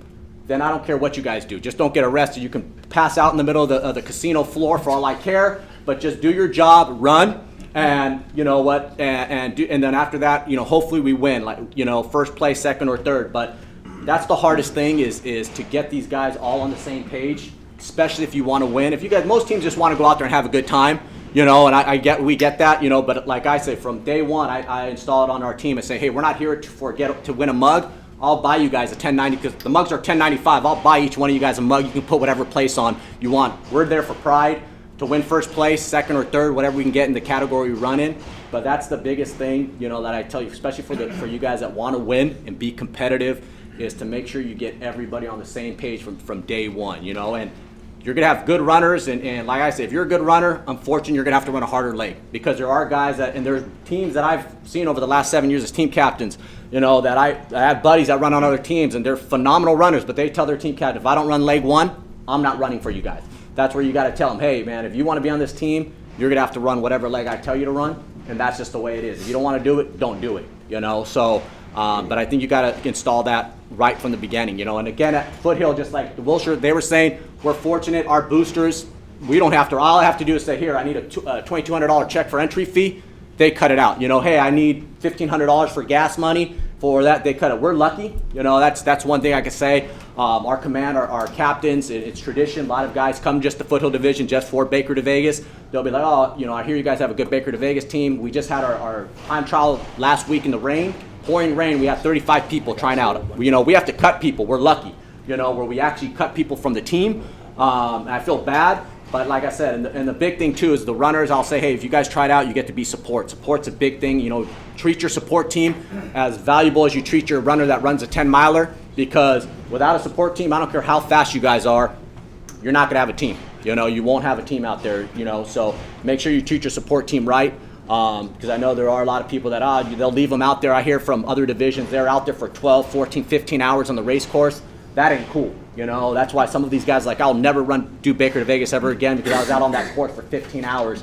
Unless they want to do it, that's cool, but like I say, I give them a very minimal job, so at least they're willing to come back year after year after year to help you guys out. So I guess we'll open it up for questions. Yeah, let's open it up, and I'll have Scott do a moderator on it. Ask the questions that you think is going to be beneficial for your team, how-tos, or why do we do it this way, and each one can answer the way they do it, I guess. So let's open it up, and go ahead. Sir. Gentleman in the black shirt, you mentioned that you had 3 minivans shuttle people back and forth, correct? Yes. And then on top of that, you still have all your support that are catchers and beating the runners. Right. The shuttle vans throughout the entire race is 3, or you have more than that? It's 3. So when you send basically runners 1 through 5, and you're going to probably send your runner number 1 with the follow vehicle, right? So you drop him off. He's got to get to the starting line. Right. Because you got to start hopping over, right? You got to figure out how you're going to do that. But you need 3 vans, right? So that first van that takes, let's say, runners 1 through 5, he's going to head back, right? And he's going to end up taking at least 16, 17, 18, right? 19 and 20. So it ends up being 4 shuttles, so that's why it's broken down. I passed that out. One shuttle ends up being. So one, yeah, you got shuttle 1 ends up being shuttle 4, and then you got 2 and 3. So you have 3 shuttles. Because you will have 3 shuttles out there on the race course, yeah. Yes. Yeah. 4. You can do 4 follow vehicles and the 3 shuttles. Okay, that's what I wanted to confirm. Black hat Yeah, with the mindset of not burning out the support staff, like you were saying, that's kind of the reason. Absolutely. We even give them gifts.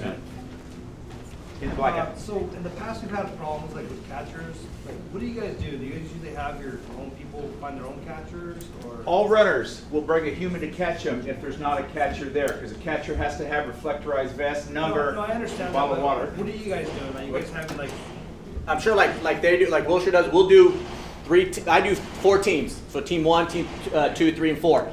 And they go in the follow vehicle with the runners, and they leapfrog, like I said, there's one specific catcher for those 5 runners. Now, if somebody wants to bring their wife or husband to be the catcher, that's fine. We have the vest in there for them to be the catcher. But that's how we do it. So we do every 5, we do a catcher, and then they just go to just leapfrog. Once those 5 runners are done, they hop in the van, and they're done. They take back off to Vegas, and the other van should already be there, leapfrogging them to meet. So. Don't get confused. Shuttle van and a follow vehicle are 2 different. Right. If you do shuttle, and using the shuttle, you send a driver, and the front passenger is the catcher. So your catcher is a job.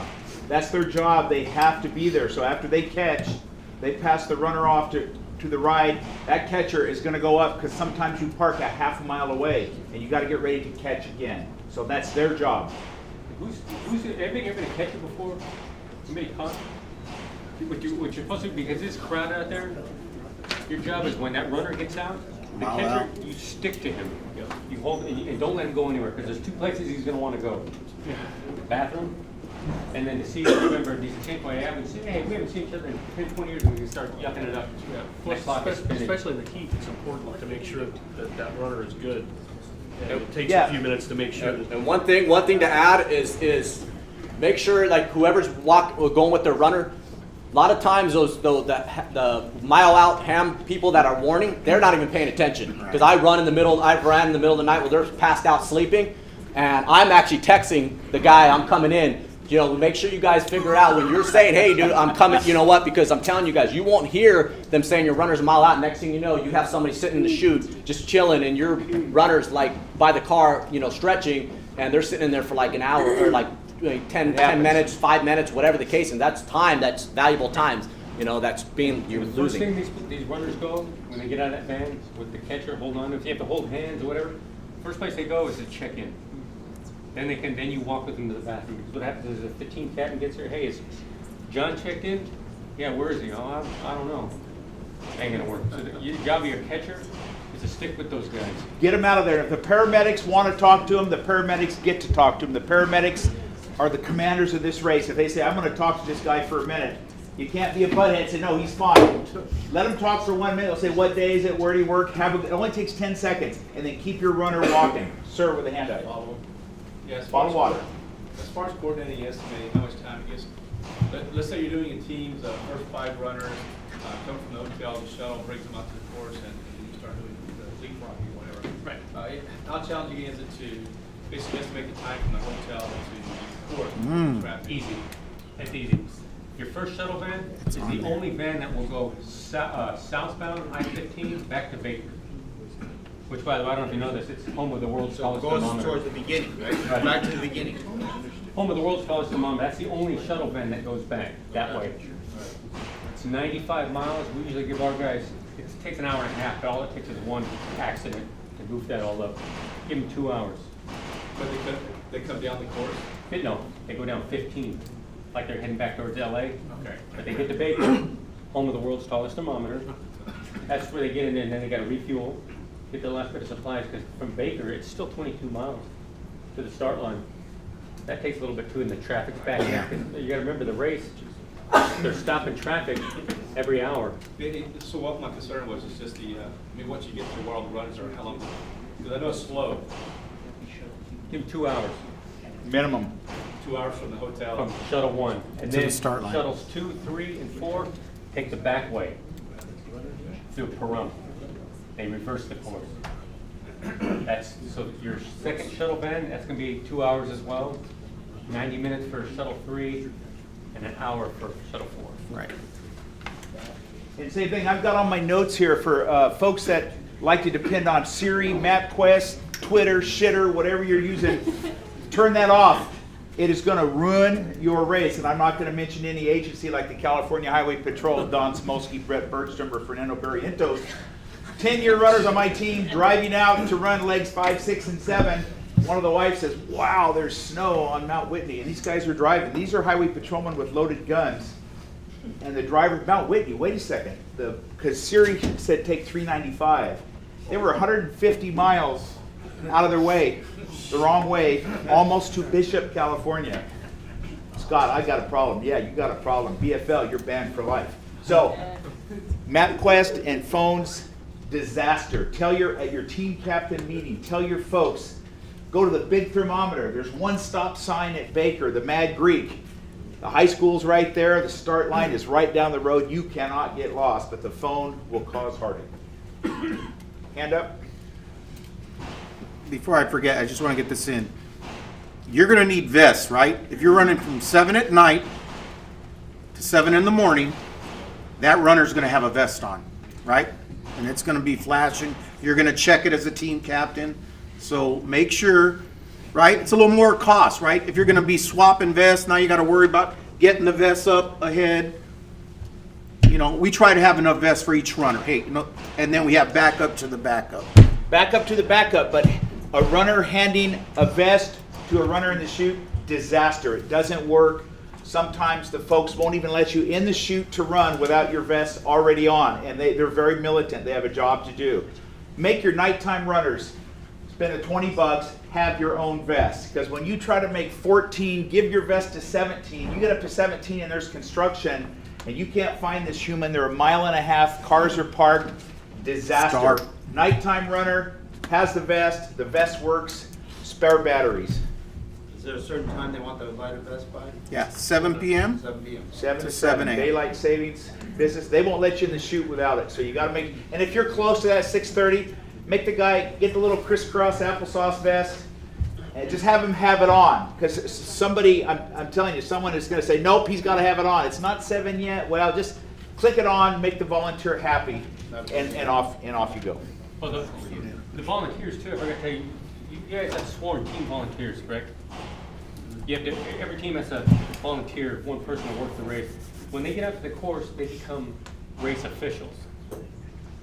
So some of them are out there, they're just doing their time to get their team through the race, because that's what they have to do, but Some of them will say, if they say, hey, sir, I need you to move your car, you move your car. Some of them take it, are real cool about it, and others are very, very serious about it, which I'm sure you guys have already seen. Some guys out there says, move your damn car. Don't get into it with them, because those are team volunteers, even though they're race officials. Just remember, treat the race officials as how you want your team volunteer to be treated. And they're, most of them kind of, you're gonna run into those guys that are real, a little aggressive.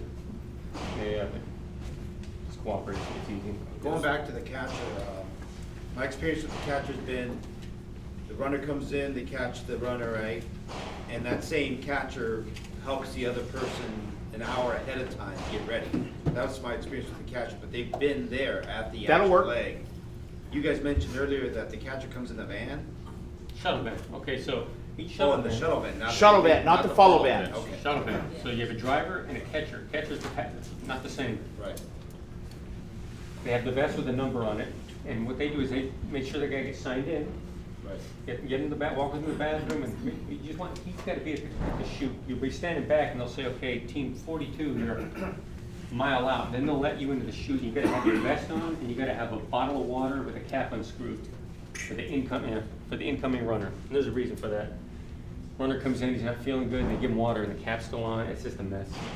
But you send the runner off, and then your job is to stay with the runner who's finished all the way through until he's released by the paramedics.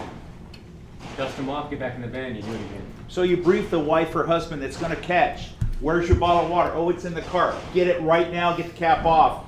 You gotta be serious with these people, because if that catcher doesn't have a bottle of water, that is a penalty. There's no verbal warning on that. They are very, very serious about this. And I won't mention any agencies or catchers, because it was me with the highway patrol at Lake 20 one year, did not have a bottle of water. I was tired. I was trying to argue with Chuck over a penalty. I grabbed a bottle of water out of the trash can. I walked up, it was half full, handed it to an officer, I won't say his name, but it's Tom Kuhn. Turned around, yay, high five, and then Tom drank that water. So nothing had happened, but I had my bottle of water. It just came out of a trash can. So make sure you have, like he says, the cap has got to be off. The medical staff, they are the commissioners of this race, and they are in charge. And if you have that cap on, you're in trouble. What year was that? I've been here every year. You're gonna be DQ'd for that. I remember that. Guys, Uber and Siri, those of you who are going to have, this happens every year, they're going to fly to Vegas, get the rental car, go out to Lake 8 or et cetera. It takes 3 hours to get a rental car in Vegas. It takes 3 hours to get an Uber. It takes 3 hours to get a Lyft ride.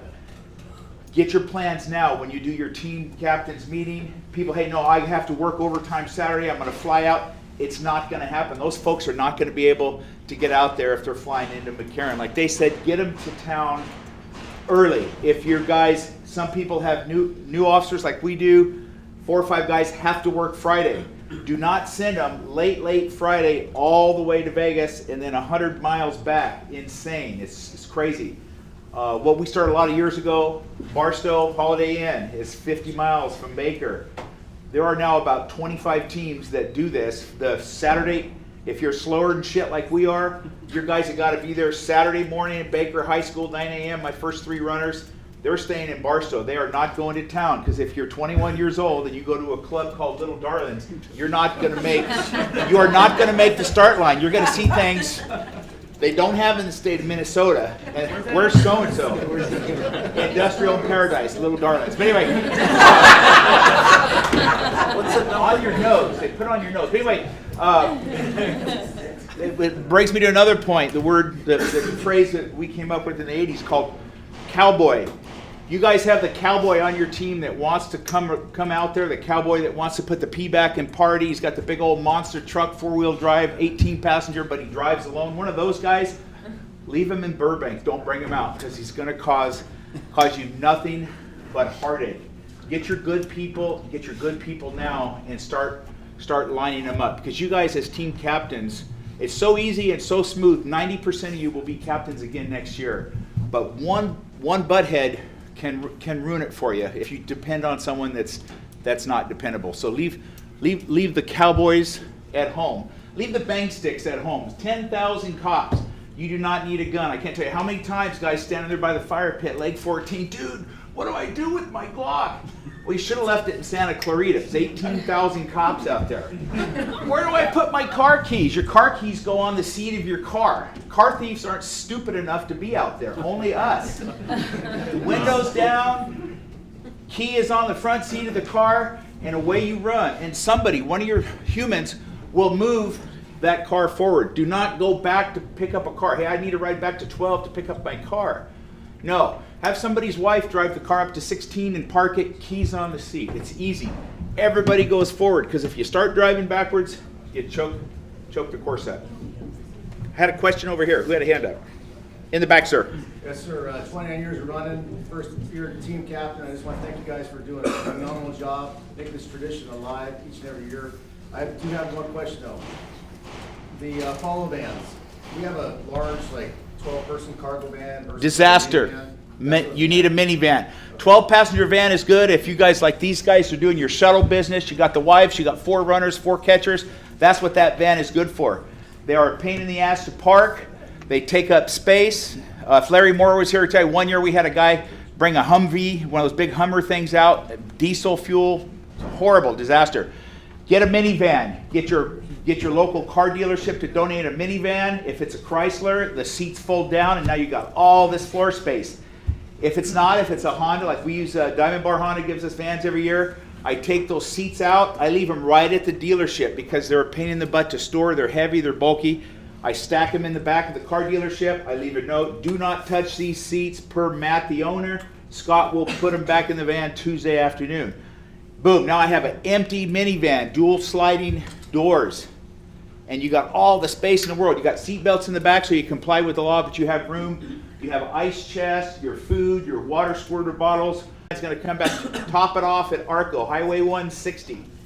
I always bring all of my vehicles. I have a cash budget, $200 cash. Stop at Arco, put 20 bucks in. It takes a minute. Highway 160, boom. They get back out on the course. Their tank is full of fuel. We had to carry 5 gallons of gas, was part of our equipment in 1985, believe it or not. You don't have to do that anymore. So, Any ideas, Mark? yeah, questions? Who had a question? Sir. Follow vehicles do you use? I mean, how many follow vehicles? Following the runner is going to be one vehicle. So on your one vehicle, again, minivan. So I always call Diamond Bar Honda. I need one has to have a luggage rack. I put my light bar, same hunk of junk light bar, looks like crap, still works. I use the same light bar. Strap it on down. You hardwire it 10 millimeter to the battery is all you need to do. And when you start that race, you hook that up, your lights start going, you're powered. The cigarette lighter can melt in some of these newer vehicles. So you just hardwire it to the battery. And if you're like me, you have to drill a couple holes. You put plugs in it before you turn the van back so they don't know you drilled holes in your van. But anyway, different story. Yeah, backup rotate. So I got a big old light, and I carry 5 backup lights because every year Chuck Foot will call me or Joy will call, hey, team so-and-so is it check? They need, oh, got it, I got a spare light. Starsky and Hutch lights, $9 at Harbor Freight Tools. Pick one up. You plug it in, it's got a magnet, boom, it goes on the top. I would not use that as a primary light. I use that as a backup. Have one in your captain's van also. So your follow van, you need to use a bathroom. A little harder for girls to do bathroom business out there against a cactus. So they're going to want to stop at the restrooms. No problem. Your runner can run 4 minutes by himself. Your runner's fine. He takes a stick, he takes off going, stop and use the bathroom. But as a team captain, you put your Starsky and Hutch light up, you pull in behind, set your flashers. They know you're a temporary captain or temporary follow vehicle. And then 5 minutes later, hey, here I am. And then you pull away, and then they pull back. Don't panic about bathrooms. You can always stop and use the bathroom. So you use one van for multiple drivers, or? I use 4 crews of 3. One of those 3 has running shoes. One of those 3 might need to run. I've never had to put some, because we're slower than shit anyway. But the fast teams might have somebody get hurt. So out of the 3 humans, we got driver, timer, spare runner, and water boy. Water boy sprays them down in hot. That guy might have to run, so he's got to have running shoes. So at their designated, I think it's 1 through 5. So at leg 6, the next driving crew comes on duty. They're 500 yards past the bathroom, so no traffic issues. They got their war bag. They got their food, their bananas, their apples. They're standing there. The van stops. The 3 jump out. The 3 jump in. And then those 3 go get in that van, and away they go for all time. That van. Same van. Yeah, they're in the same van. You don't switch vehicles. You just switch humans. So the 3 get out, the 3 get in Inky Binky's car, and off they go. So there's no parking issues. They're out of there. And the crews change. Another good cruise spot is Shoshone at the gas station, Shell station. Big old parking lot there, plenty of room. You switch, do your switch right there. So the follow van, if that's the same van, for 20+ hours, or 21 if you're with me, but yeah. 19 actually, go. and you gas up, at the beginning of At Baker, you'll finish with 3/4 of a tank. You're idling. with 1 tank. Absolutely, you are idling for 18 to 20 hours. You start with a full tank, it'll be above half when you're done with the heater or with the air conditioner going. It wasn't so in the 80s, and which is why we had to carry, Chevy's got 10 miles to the gallon. There was no Shoshone. There was no gas after dark in Pahrump, Nevada. The only thing open in Pahrump, Nevada was Madame Butterfly's Exotic Massage. There was no gas station, and Chuck's car was Were there cross streets on that? yeah, that's Blag and Highway 160. But we had to carry fuel. But you don't have to carry fuel. Remember, Phil and Baker, Phil at Highway 160 when you're heading the other way. Blue Diamond Highway, Bass Pro Shops. You guys are all going to sneak in there. The Arco station is right there. Fill it up and then blast out on Highway 160. Don't panic because in a couple miles you'll see leg 18, leg 17, leg 16. Every 5 or 6 miles you'll see the motorhomes and the lights. It's really simple. Do not worry about being able to find it. If you don't want to switch follow vehicle crews that often, we only do it once. Right. First crew goes 10 legs. Yeah. And Saddle West Casino on the main drag. Saddle West. Pull off there and just do it once. And that's all you have to do. They have free coffee and donuts at Saddle West. They do. And you got plenty of time because your runner will bang a right turn. He's running down the highway. You can see him. You can take 5 minutes. You'll be able to see your runner while you swap the vans, get all your stuff. Man, get your trash out because you'll have a whole bag full of trash. Steve, how many do you use for your team? We use 4, just like you guys do. We use 4 as well. 4 humans, 2 shifts. Yeah, 4 humans. And one thing too is you'll see it starts to get congested. When other runners and other teams, just because they're not your team, you're not your runner. If they need water, give it to them.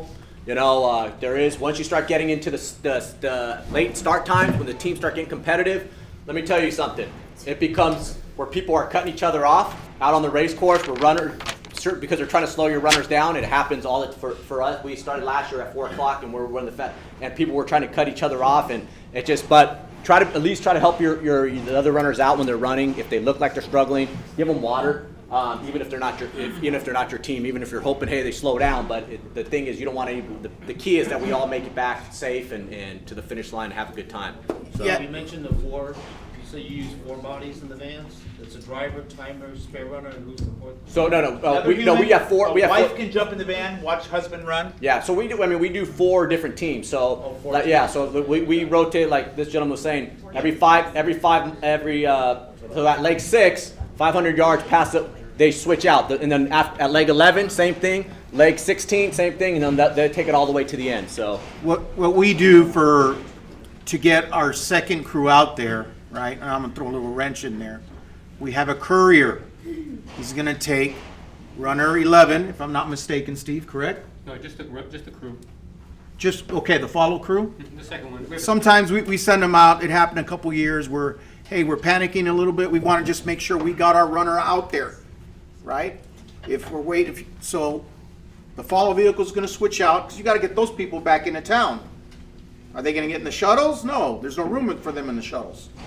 So you got to think about that. If you're going to swap like we do, who's going to take those cats back into town?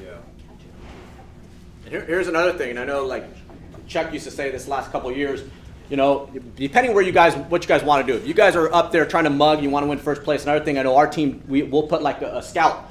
We get another car, and we're scouting the teams that are ahead of us. The divisions that are really running, trying to run. They'll see, okay, this runner's a mile. Their runner's only like whatever, 100 yards out or a mile out. So we kind of go back and forth, and we shuttle it back, and they call. And if you're the team captain, let me tell you, like he was saying, you're not going to sleep. Do not plan on sleeping because your phone's going to be blowing up the whole night. I mean, you're not even toward the finish line, everybody's already, I mean, people back at home, your command officer, your sergeants are like, what place are we in? What place are we in? What place are we in? So it's like, we just started and they're asking what place we're in, you know? So if you're the just keep in mind that your phone's gonna be going off all night long, but that is one good thing to have as a scout, like you just have an extra body out there as a sport team member. They're going and they're seeing where your competition is. And that's, like I said, if you guys are really competitive, you guys wanna win, that's just another thing to do. You have that, especially if you have extra bodies to be out there, kind of watch. Because I mean, like I said, most people want to win a mug. I don't know who wants to go in the middle of the desert just run for fun, because I know I don't. So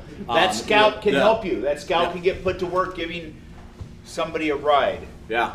Doing something. Okay, Best Western Pahrump. For you guys that have, you're bringing folks that, hey, I don't have the money, I can't go, and you're a good runner, bullshit, you're going. And you're going to stay at the Best Western Pahrump, bring your sleeping bag. Get a host room. Pahrump is awesome. It's right in the middle of the race. Their phone number is 775-727-5100. 775-727-5100. After January's meeting, that place is going to be booked solid. Downstairs, every single room. Norwalk Sheriff has a big old barbecue feast, whatever. It's nice to have a command center there. Then you can get your runners 9, 10, 11, 12. They can go to that hotel hours early, relax, and then have your team send the message to you, hey, runners 9, 10, 11 are here, we're all checked in. Woo! You got 3 or 4 hours you can actually relax, because you don't have to dash up and try to find your runner. Communication is very, very important. You got to pass information on. Tell your folks before they leave for all time. You got a husband and wife there. Well, wait, don't leave. Talk to me first. Hey, we're leaving. Great. You need to drive this car to Lake 14, park it on the right, leave the key on the seat. Don't let humans leave. They might be able to help you or give a ride to town. And again, it's old school, but if somebody is stuck somewhere, remember, 18,000 people are going this way. It is never a problem getting a ride towards Vegas. Because at every leg, car after car after car is leaving. You see LAPD Rampart pull up, hey brother, can I get a ride? Hop in. And you got a friend for life and off you go. It's never a problem hitchhiking. I hate to say I pick up people all the time, hey, where's so-and-so? They're in front of us like 2 hours. Hop in, I'll take you up there. Offer rides to people. Are those people still missing? People are still Right. gone. So that's why those radios, right? It'd be good to know, oh, he did get picked up. He did get picked up. So we can talk from our command post, which, you know, we get one of the top floors. It doesn't seem to be a problem to be able to contact him or one of the shuttles, or in between. And we started the catchers in '85 because there were about a dozen people left out there. So '86, Chuck came up with this new rule: catcher. Who the hell needs a catcher? Well, the 6 people that almost froze to death. So that's why we do that. Same thing at the Rio host room. Book your room now. Use the Baker to Vegas group code. That helps us keep the price down. That helps Tony. We got to book those rooms now. Tell all your people, book your rooms now at the Rio. And you're going to have new kids like, we're staying at the Excalibur. No, that place is going. We're going to stay here, there, whatever. No, tell them we're all staying at the Rio. But have your host room at the Rio so you can make that offer. Folks can stay for free in the host room. Bring a sleeping bag. Questions? Hey, can you talk about check-in for your runners, their IDs, and how you do that? Checking in for your runners, they have a new system now where you can do it online and print the little sticky thing. You show it to your motorhome volunteer and you stick it on. You got to pin it on in front of them and you're ready to rock. When you pull up there, have a copy. Have all your members have a copy of their police ID. That copy is paper. You show it to the Good Sam volunteer, the motorhome volunteer. She looks at it, you crumble it up, you throw it in the fire, you're done. Do not bring a big old George Costanza wallet out there or you're going to be holding it in your hand when you run. Copy of your ID. As a team captain, every single human on your team, you need all 45 copies, all 20 runners, your ID, your follow van, because you may have one of those people that you put into the race. Some guy that's never ran before, I can't tell you how many times that's happened. Maybe about 80 times on my team. Guess what? You're running, bro. You're an alternate. No, dude, I haven't ran. Got Vans tennis shoes. Well, he learns to run. And I have in my handy dandy book, I just opened it up. I don't have my ID, bro. Guess what? I got a copy of it. Here it is. So I got a big book of police IDs. Every human that's out there with you have that ID. So what I do, police ID, California driver's license, Blue Cross medical card. Those three, make one copy of it. That's in the event, and the contact name. Can you put it on your cell phone like we did last year? Cell phone, absolutely. But do you want to have cell phone in your hand? If you turn around and, oh shit, where'd they go? You're running with your phone. This guy's a jackrabbit. He can run with a phone. I can't. It slows me down too much. I'm too fat. But I see people running with their war bags, with their phones. Disaster. Bad planning. Your catcher that's coming in, hand your war bag off. Your war bag. All humans at night, gotta have war bag. It is absolutely, positively freezing at night.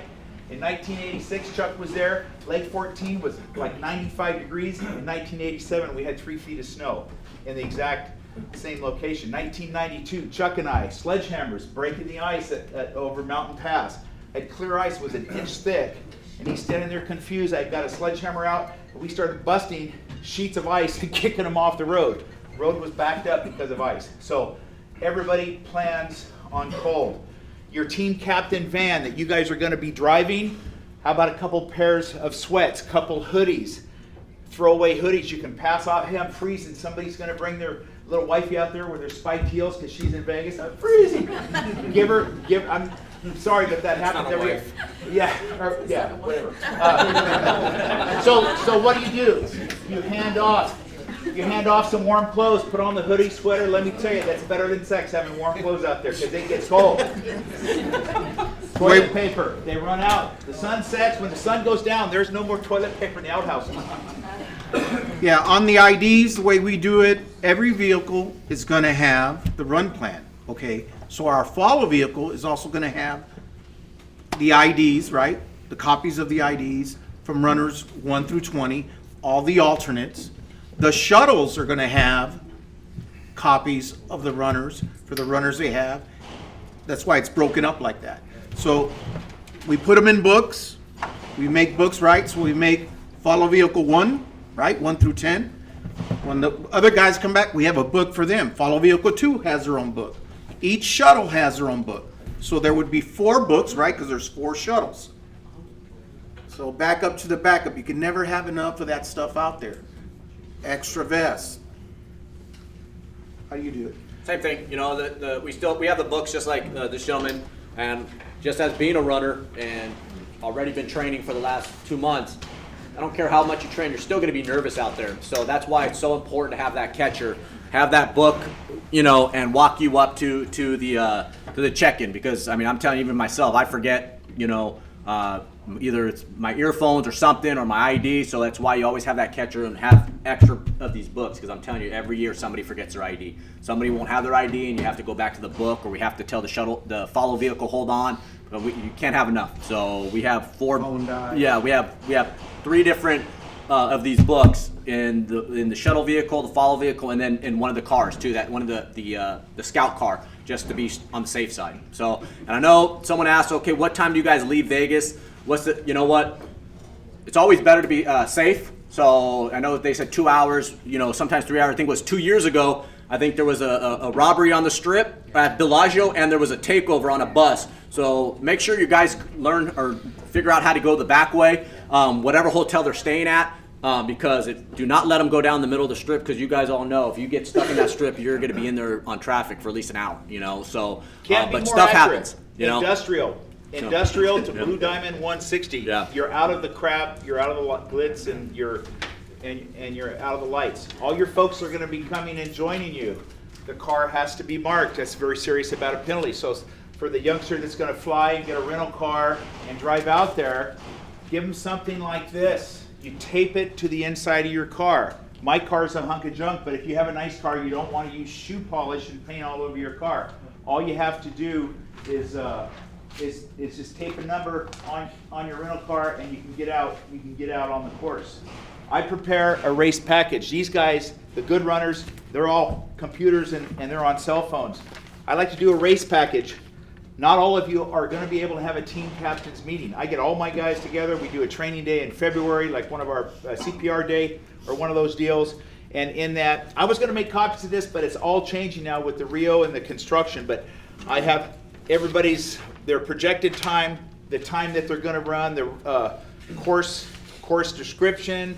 I got the maps. You guys are gonna be able to, February, you're gonna get all this stuff printed up, the profile charts, just more information. You can never have too much information, like this gentleman just said, the construction, the closures, and all the stuff. And I give this to everybody, and I tell them, put it in your war bag now, because folks will get out there and they say, I don't have my ID, I didn't bring my package.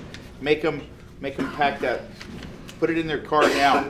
It's gonna be a lot of construction, a lot of changes, and you guys aren't gonna know that till February or March. Questions? Chuck? As you guys listen to the different proposals and whether it's a very competitive team trying to win a mug, trying to win a category, or a fun team trying to get out there for the very first time, go through the race clean, no mistakes, no penalties, you get an idea of the size of the number of people involved in your team besides you. One person cannot do this. Even a team, a captain and a co-captain, you couldn't do this all yourself. You've got to go back now to your agency, your station, and you've got to begin to research and find who are all these other people. Who are these catchers? Who are these drivers? You can get a vehicle, that's fairly easy to do as far as renting a car. Then you take a look at the size of the budget. Minimums of $5,000, maybe as much as $10,000, depending on what level of sophistication We're you so want to go broke. to rent a room in Pahrump, they're going to ask you for a credit card. Are you going to start putting out your own personal credit card for this stuff? Because if you do, you'll never ever get reimbursed. Not gonna happen. What it is. And you're going to shell out money, whether it's for fuel, for a gas, or a hot dog for a volunteer, whatever it is, you're just not going to get reimbursed. So that's just part of the ballgame. But take a look at what number of people they're talking about here. You know, whether it's the 25 runners whose sole job it is to run, nothing else, just run. Get in a van, be on time, run, and get back to Vegas. Or the number of drivers you're involved here. The size of this team begins to get bigger. As we try to explain, as Tony does, to the people we impact, every team is about 50 people, roughly speaking. Some even more than that, but that's about the average number. And so you got to go back and say, where do you come up with those other 25? Who are they? And they'll tell you right now, they probably depended on some rock solid, reliable folks who've done it every year for 10 plus years. They've maybe gone to some one person who said they'll do it. They were a deadbeat. They never went back to them. Am I right? That's right. Yeah. So ask them how many people they use. Question, sir. Could I get a range of your budgets, what you guys come up with? I use $4,500 and I use the entry fees $2,200. What I do in July, CHP overtime checks come in. If you're putting your name, you own your leg, you ran it last year. I have 15 returning runners. They have to give me $100 if they want their name on their leg. If they don't have that $100 to me, they're fired. They're dead in the water. You get $100, non-refundable if they're a loser. If they don't, if somebody says I'm not showing up, well, you know what? It's just like if we back out of this race the last day. Sorry, those outhouses cost $34,000. Laprac's not going to give you a refund the day before the race if you can't make it. What do you do for cash? 4,500 is pretty much with experience though. You've got 4,500 is cheap though. You got it honed in. I mean, Tight. That's tight, but we get vans donated. I'm sorry, what? How many people on your team? I usually take about 40 to 45. I do not pay for the youngsters' rooms because they want to go put the pee back and party, and I don't care. So I'm on the golf course with Chuck on Monday. I'm just after. I don't do that stuff. What about the elite guys? So we're like 50. We have about like $5,000, $10,000 maybe. So it just depends. They have no. They have nice. And just so you guys know, because so the LAPD elite team, they don't have one sponsor.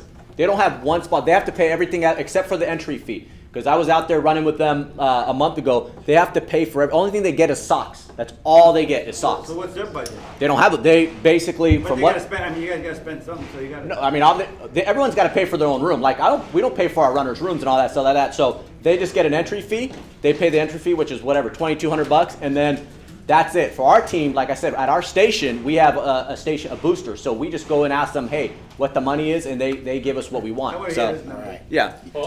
Get the calculator out. 2,200, right? Mark Abrams, the rock star's here for the radios, so make sure you talk to him. That's the guy I was telling you about. So good to see you, Mark. All right. Vehicles, you know what rent a cars, figure $1,500 minimum just to rent the cars, right? Gas. Yep.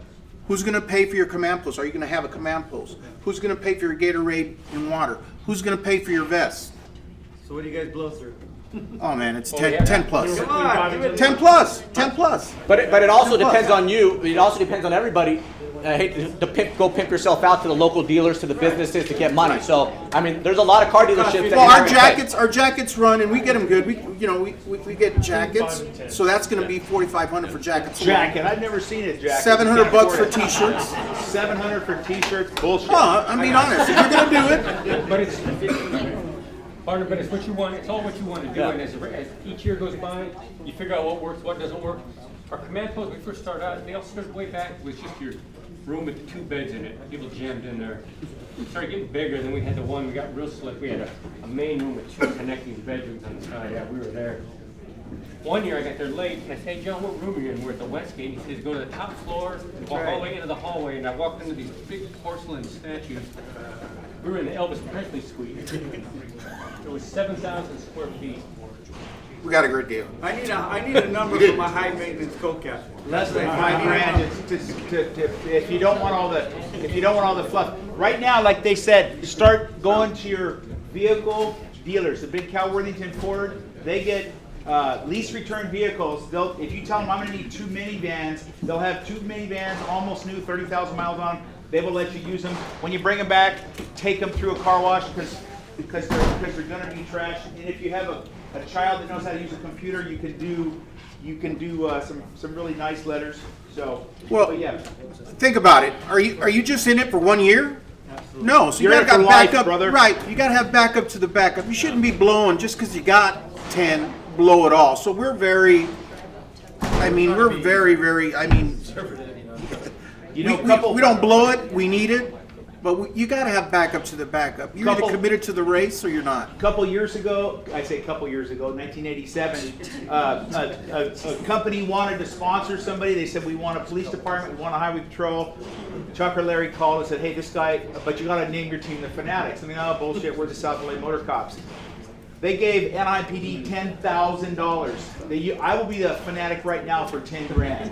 NIPD, the Fanatic, and it was a shoe company called ASICS. Never heard of them. They got, guess what? They're big shit right now. But 10 grand back then. If you guys got a sponsor, 501c, it's not going to happen. You guys, maybe if somebody can say they're advertising on their van, but if somebody wanting a tax ID number, absolutely not. This is not, you can't give them a 501. Very, very careful on that. If you have an Explorer thing and you're going to use the Explorer's money, again, you're treading a slippery slope. It's not, you can't write it off unless Chuck knows something different. A couple things about the money. The most important feature of the money is what is your agency's policy? Very important, because the last thing you want to do is have good intentions and have your butt in the hot water because you did something that the agency said you can't do. You did something that the commanding officer of your station says, don't do that. Don't contact this person. Don't do these things. So when you're looking at your money, you can go from the rock solid, poor man's budget to the most wealthy budget. You need to organize yourself to say, what can you do realistically? Where can you get that money? 501c4, that is what the Revolver Club is. This is the host organization. They're a 501c4. That is not a charity. That is a membership-only private club, but it's not a charity. So when you go to a company and they say, we'll donate money to you as a charity, you have to tell them, you're not a charity. The organization is not a charity. So they've got to come up with some other means of giving you money. They can give it to you in advertising, they can do a lot of other things, but they cannot write it off as a charitable contribution. That's important for you when you start looking around. But you can see from this, as you begin to design your own team, vehicles, personnel, fuel costs, get out a piece of paper. If you've got a money cruncher at your station, you've got somebody that's good at that kind of stuff, well then, this is who you're going to contact and say, come help me. I need to figure out a budget.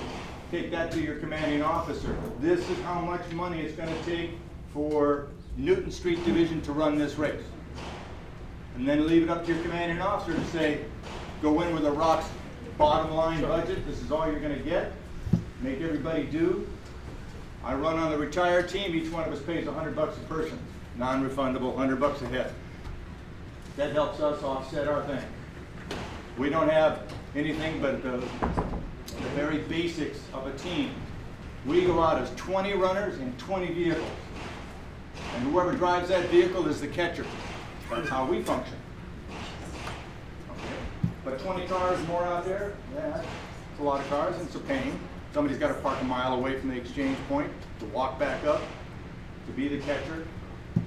Yes, all of that's complicated, but we go in with a pretty simple approach. You want to go in something more complicated, picking people up, taking them out to the race course, bringing them back? Now you're depending on people to be on time. No excuses, no reasons, no any fans or buts, on time. Leave without you. Yeah, 55, 57, 605, all those freeways are under construction Friday, Saturday, Sunday. All those freeways can be closed. So if some youngster thinks, I'm going to get up at 3, the phone says I'm going to be at Baker at 5:15. It's not going to happen. Trust me. Get them part of the way there, or get them where you know where they are, so they can show up hours and hours early. You don't try to cut it close, because one little problem on the road, like he said, there was a robbery or whatever. Bad news. Get out there hours early and be checked in. For the 4 vehicles, is there like an average gas cost for that? You guess with your experience doing it over here? You'll burn it. You'll burn a tank.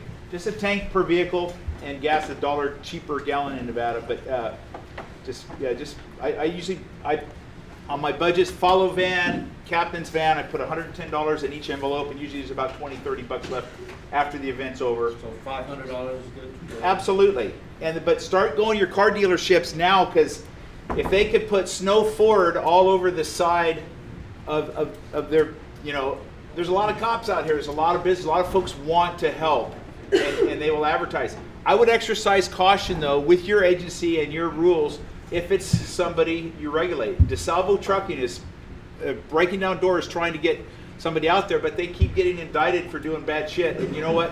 You don't want to be wrapped up with a tow company that's kind of shady. Tow companies love helping you, but does your agency regulate that company? If they do, it's a slippery slope. I would just politely decline. I'm sorry, you can't.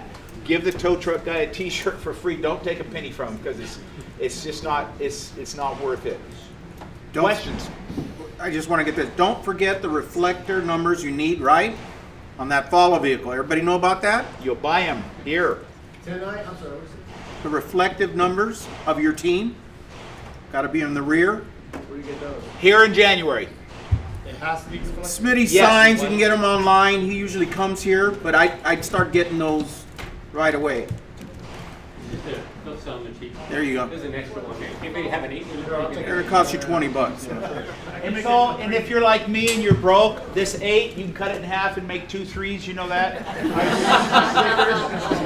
$5 a piece. Is that from 87? The guy, he'll be here in January. I take it to sell these. You gotta have these 3. They gotta be on the back of the vehicle.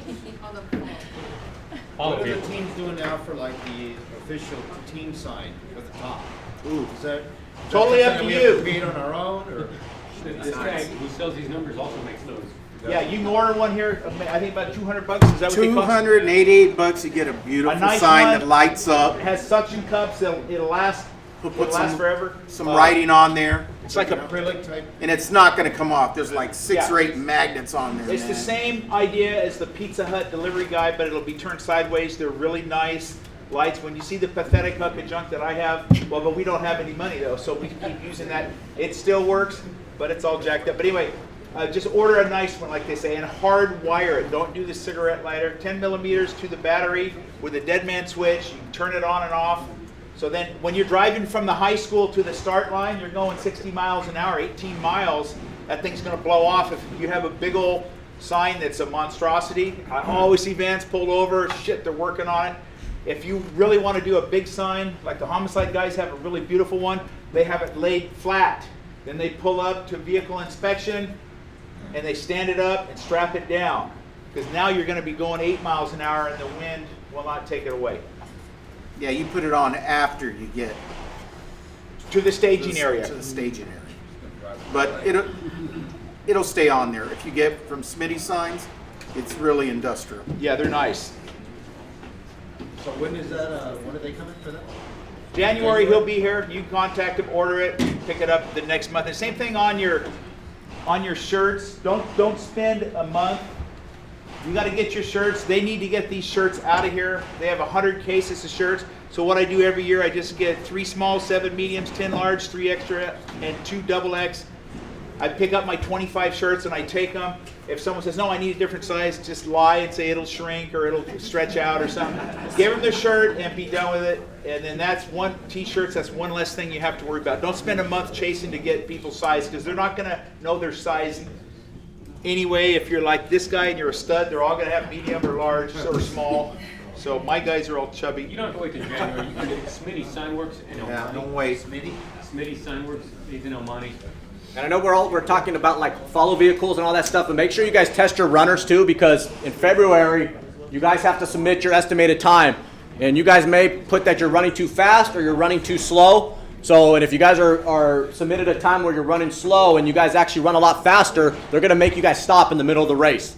So make sure you guys start doing time trials and start getting your guys out there to run, because once you submit that estimated time, if you say your team's going to run 20 hours and you guys are somehow you guys end up with some fast runners, and it happened I think 2 years ago or 3 years ago. Van Nuys had to slow down. Van Nuys division they had to stop them, and they were actually killing it, but that actually hurt them because all of a sudden you're in this groove, you're in this momentum, and they make you stop, and you had to wait out there for an hour. Now your runner who's ready to run sits in the car for an hour. It slows down. So make sure you guys give some type of accurate time which you guys feel you're going to run. You can't sandbag it because the course is not set up. If you say you're an 18-hour team, but you're really a 14-hour team, you start at 9 a.m., there's no volunteers, there's no Las Vegas police. You can't sandbag it. You gotta, like he says, February, get your runners. You gotta have an idea of what they can do. What's the appropriate like window? Like, what window do we have when it comes to time? Like estimating time? Like, Like, when is that estimated time due, or? no, like, so say if we turn in our time, we're running a little faster or whatever, but what's that window?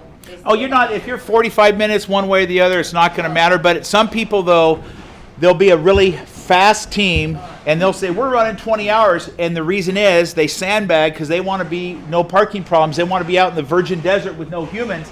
But with no humans means there's no Las Vegas police, there's no motorhome volunteers, which means you're not running. And Chuck is going to go like this. And you think he's nice now. Wait till you see that. You're stopping. You can do a stopwatch, you can do whatever, but you're stopping. You're 2 hours ahead of your estimate. That's just too much.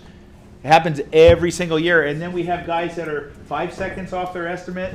Last year I think there was one, 12 minutes off. I mean, incredible time. So, Chuck? No, you'll do your estimated time form. So you find out what your runners do, and you figure out the leg, because the legs are gonna, there was construction last year, so there was a few changes. By January, they'll let you know, should have a good idea on exactly what's gonna go on in the construction zone. But then you estimate. So like if your first runner starts at, 9 a.m., because we're slower than crap, he said he could run in 55 minutes, so runner 2 is starting at 9:55. You just use mathematics, and you figure out where they are. I always write the Timex time, and usually I am within 5 minutes of what it is. But I've done this like a few years. So. Yeah, this is the same book, and you notice. 87. They didn't have those in 87. No, look at the night. So yeah, Jeff said you never have the same number twice. Look at, we were 113 twice. We were slower than shit. That's when they had 114 teams. Remember these? So anyway. The estimated time is very, very important. So the official estimated No, that's what I'm saying. Chuck will explain. Okay, the estimated time, yes, is due in February, and that's when you sit down during the month of January, early part of February, and you try to come up with who are your runners and how fast are they. This is not a flat course. From Baker, from the starting line to Las Vegas, is a net gain in elevation of about 2,000 feet. You're going to go over 2 very significant mountain passes before you get into Las Vegas. So estimating a time based on what a person runs around the academy here is an art, not necessarily a science. You have to really kind of sit and figure this out. And when you put your runners into positions they're going to run, and as Steve says, when you take your fastest runner and you say you're going to run the hardest leg. If you're a competitive team, that's what you have to do. And that's what your runners have to be willing to accept. If they're very good, they're going to run a hard stage. When you come up with that idea of what is your estimated time, from that estimated time, Tommy, myself, and some other fellows will sit down and we'll try to put together what's the start time. If you are a fun team that's going to run 10 minutes a mile, you're starting at 8 o'clock in the morning. Okay, that's what's going to happen.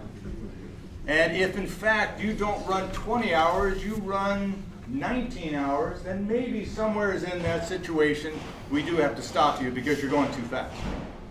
Exchange points aren't ready for runners, and we're going to stop you if that were to happen. It's going to be an early morning start, an 8 o'clock or a 9 o'clock starting team that generally are going out there a little too fast.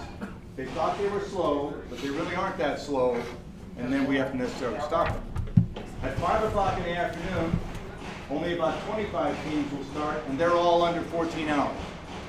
So they're very good. We don't have a problem with them. They go out hard, and they catch people in between. So estimated times is something that is important to do. It's important that you're accurate. Tony will later on go over a report, and he's right. How many miles what does it do, you said? What does it do? February, right, Tony? February 15th, that estimated time is for how many miles? It is for the entire race course, 120 How miles. many miles do we have to estimate the time for that each runner? Whatever they're running, how many Yeah. miles? Are they running? Whatever they Your whole team. I'm talking about your team time. I don't care about your individual. No, but I'm saying, like, when we take them out to do the trial run. Okay, all right. If you're going to have a tryout and teams go here from Scott's fun team to a very, very competitive team, but all of them take all of their runners and they run a course. 3 miles, 5 miles, 6 miles, whatever it might be, the same course, around the station if necessary, up here at the academy, Griffith Park, wherever, run the same course, run everybody. It's an average run, and then you figure out who your fastest people are out of that average. You take them out and you ask them to run as hard as they possibly can run for 6 miles. And those that are very good are going to run 6 miles extremely fast. Those that think they're good are going to start out fast and poop out. That's common. Okay? So, but from that estimated situation, from that tryout course, you'll be able to see, okay, I've got this fast runner, these slow runners. Now, where do you put those people? How do you begin to build that package that says, here's the best that 20 people can do? And if you look at the rule book and you look at chapter 8 of the rule book, it describes every single stage. It describes the difficulty attached to that stage. And again, most difficult course, leg 15, 6.4 miles of nothing but uphill. Goes to the top of Ibex Pass. Mountain Springs Pass.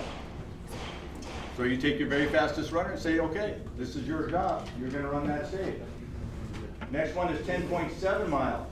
Again, difficult, long, but not a big climb like that. What leg is that one? He's like, I'm not doing 14. 10.7 miles. 10.7 miles, so what you guys are gonna do now is find, like, he's gonna use his marathon runner. It's gonna be a good runner. Find a guy that can run a marathon, because there's a very good chance you're gonna have a 30-mile-an-hour headwind for 10 miles. That is absolutely brutal at 2 o'clock in the morning. You need a good, strong runner. We bring our runner and our alternate right here to Elysian, and they run for 2 hours, and I time them. If they want that run, they're probationary. They have to do it whether they like it or not. You gotta do your practice runs on the hill. That uphill run up Mountain Springs Pass, let me tell you, I know every step of the way, and it sucks. It's steep. So your hill runners have got to train on a hill. Is it recommended that captain can run? I've done it 35 times, and I'm going to do it again. Shit, yes. No, if you've never done it before, maybe you better sit in the van there, Bucko. No, but you got to have someone move your van and make sure that you can stay up for 18 hours, which I put in my notes. Have a lawn chair, because if you're a captain and you're going to be up, I'm up for 24 hours, but I sit in a lawn chair and I rest. I try to, and I don't have to run a mile to check somebody in, because I have good people that are helping to get this runner up there, get your catcher. Harbor Freight Tools. When you go buy Harbor Freight Tools, you guys all get the coupon, 20% off. Those vests are 99 cents. Get a dozen of those reflectorized vests.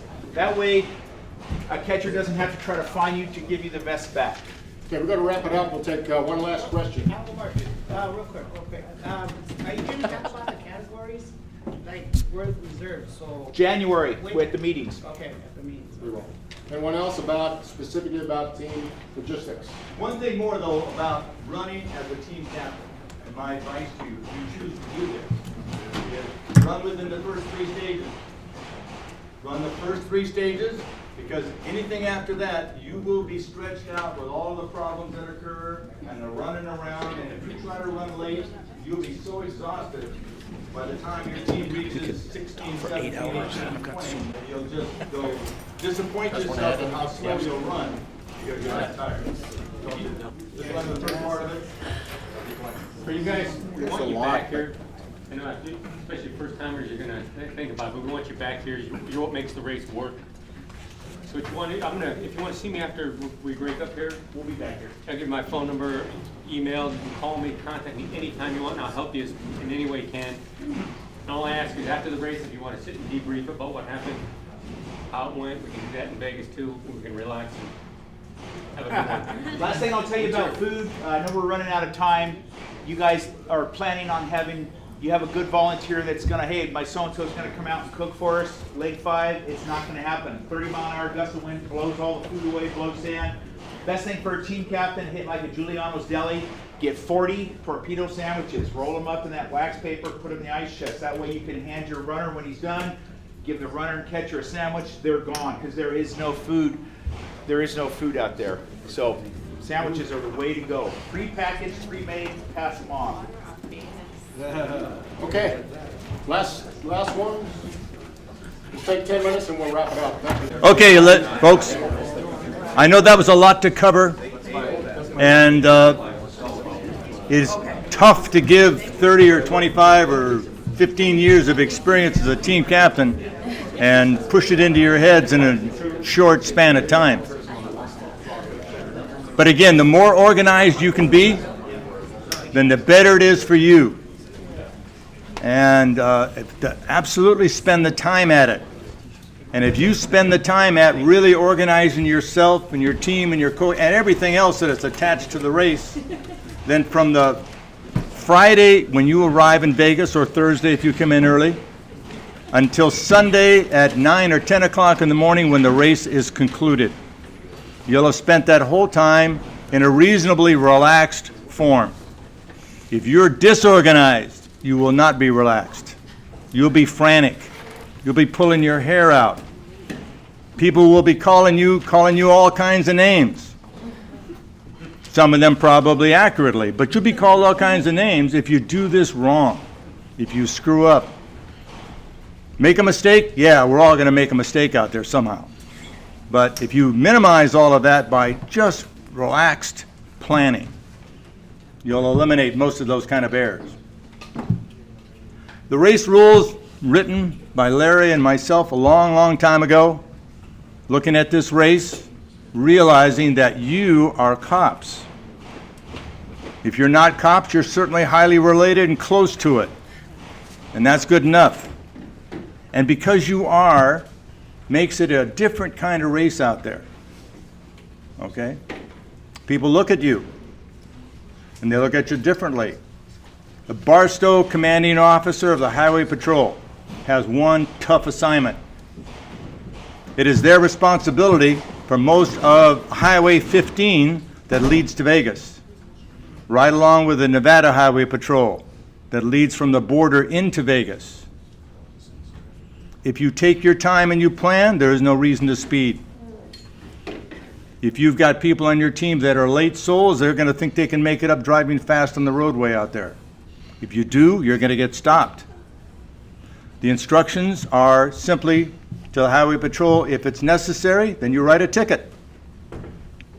If that isn't necessary, then you inform the race coordinator of a screw-up. That comes to the Rules Committee. The Rules Committee is going to call you, and they're going to say, you are going to suffer a severe penalty for somebody on your team screwing up. Everybody on your team number is attached to you. Directly, indirectly. Long time ago, Death Valley Relay, long before most of you were born. Did not involve any family. It involved strictly the runners, that was it. This involves your family, your extended family. I see kids out there, I see grandma out there, I see all these folks out there on the race course cheering on their runner. That never happened before. But they're attached to your team. If they screw up, you suffer the penalty. So the rules are written to keep us absolutely safe out there, as safe as humanly possible. And as you look through the rules, they're pretty common sense, easy to look at rules. I looked through the rules violations of last year. 1 penalty for not carrying the baton. It's a simple rule. It says you must carry the baton in your hand, one or the other. This person had an attachment built so they could put it into that attachment and not carry the baton. One of our rule enforcers happens to see that, writes down the infraction, they get the penalty. True, 5-minute penalty attached to a team might not matter to a slow team. But if you look at the results of last year and look at the category results and see what separates the first 3 teams of any one of those categories, and you'll find it's less than minutes. Sometimes it's only seconds. 120 miles and you'll win or lose by 10 seconds. And 10 seconds is not having your shoelaces tied on time. A mere seconds involved. So look at the rules. Don't commit a rule violation out of ignorance. They're common sense, they're easy to look at. The major ones, the disqualification rules. We've only had to disqualify a few teams in all the years in history of this race. But the disqualification is so severe. 1, you'll be looking for another job. You'll be looking for someplace else to work.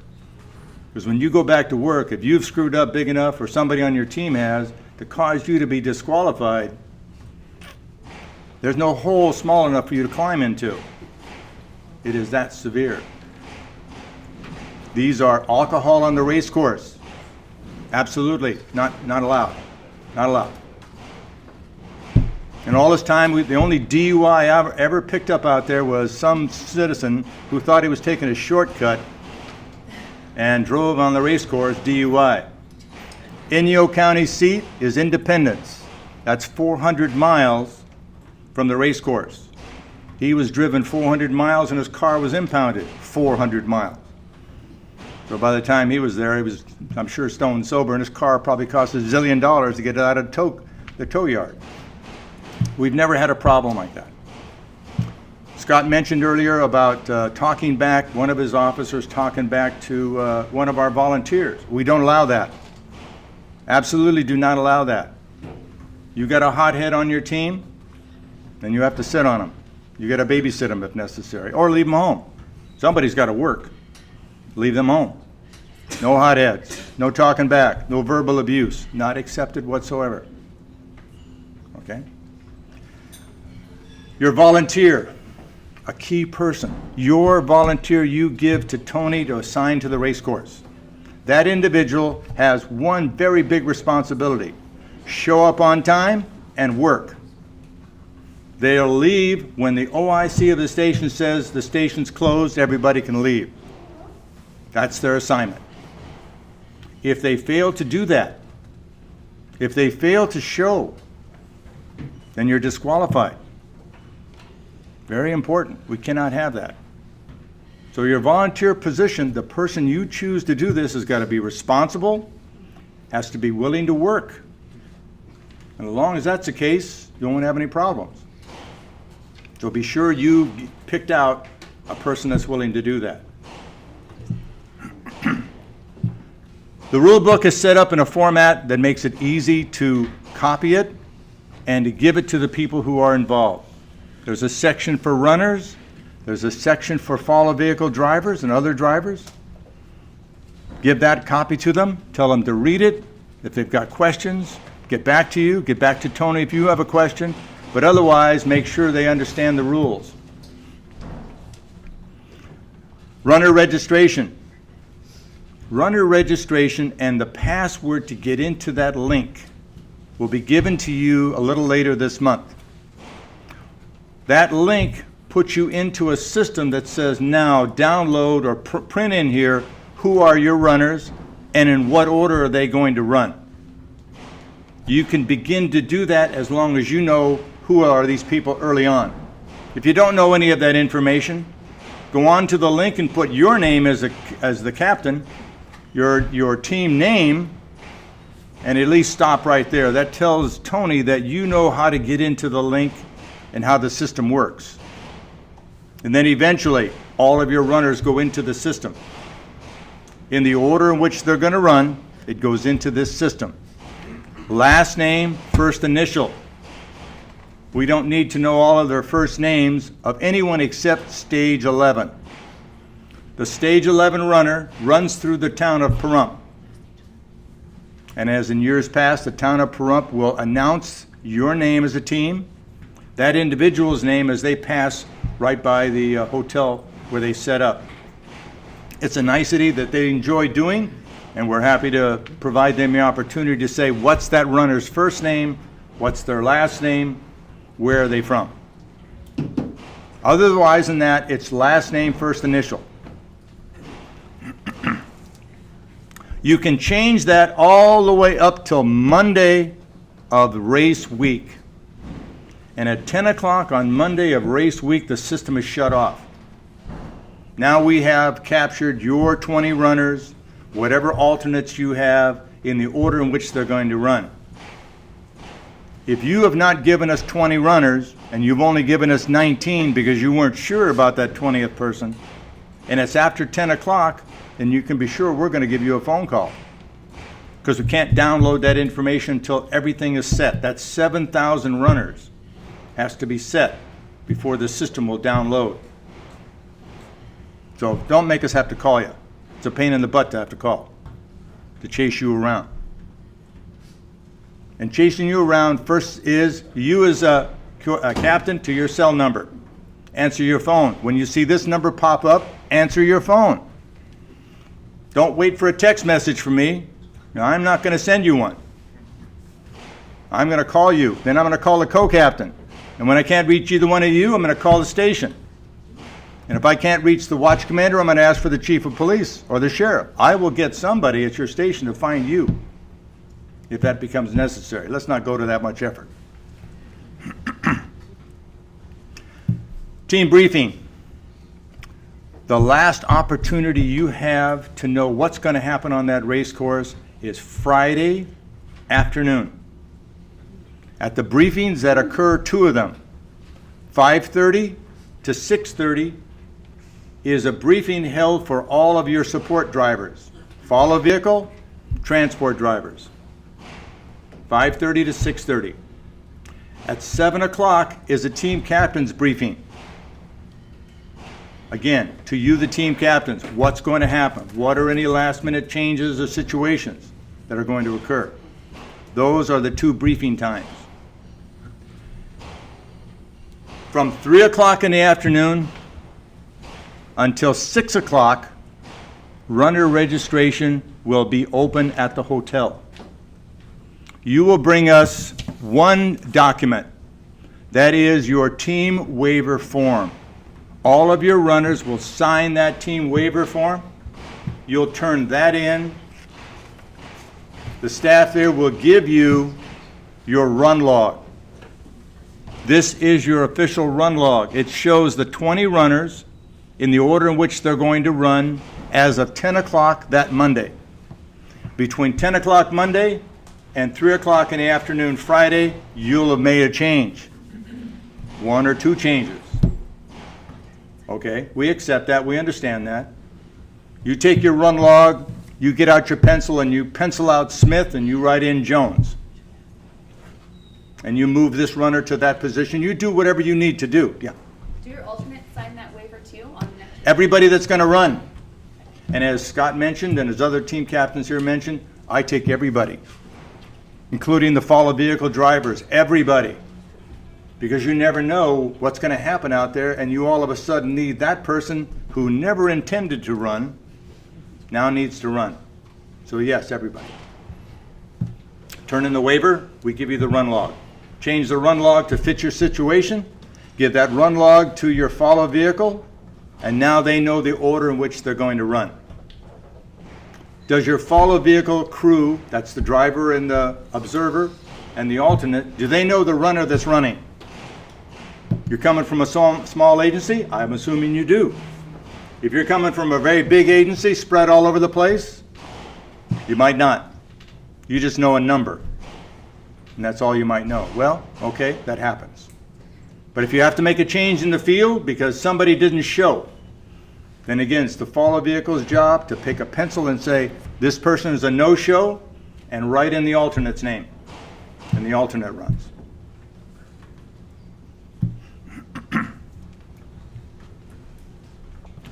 Results.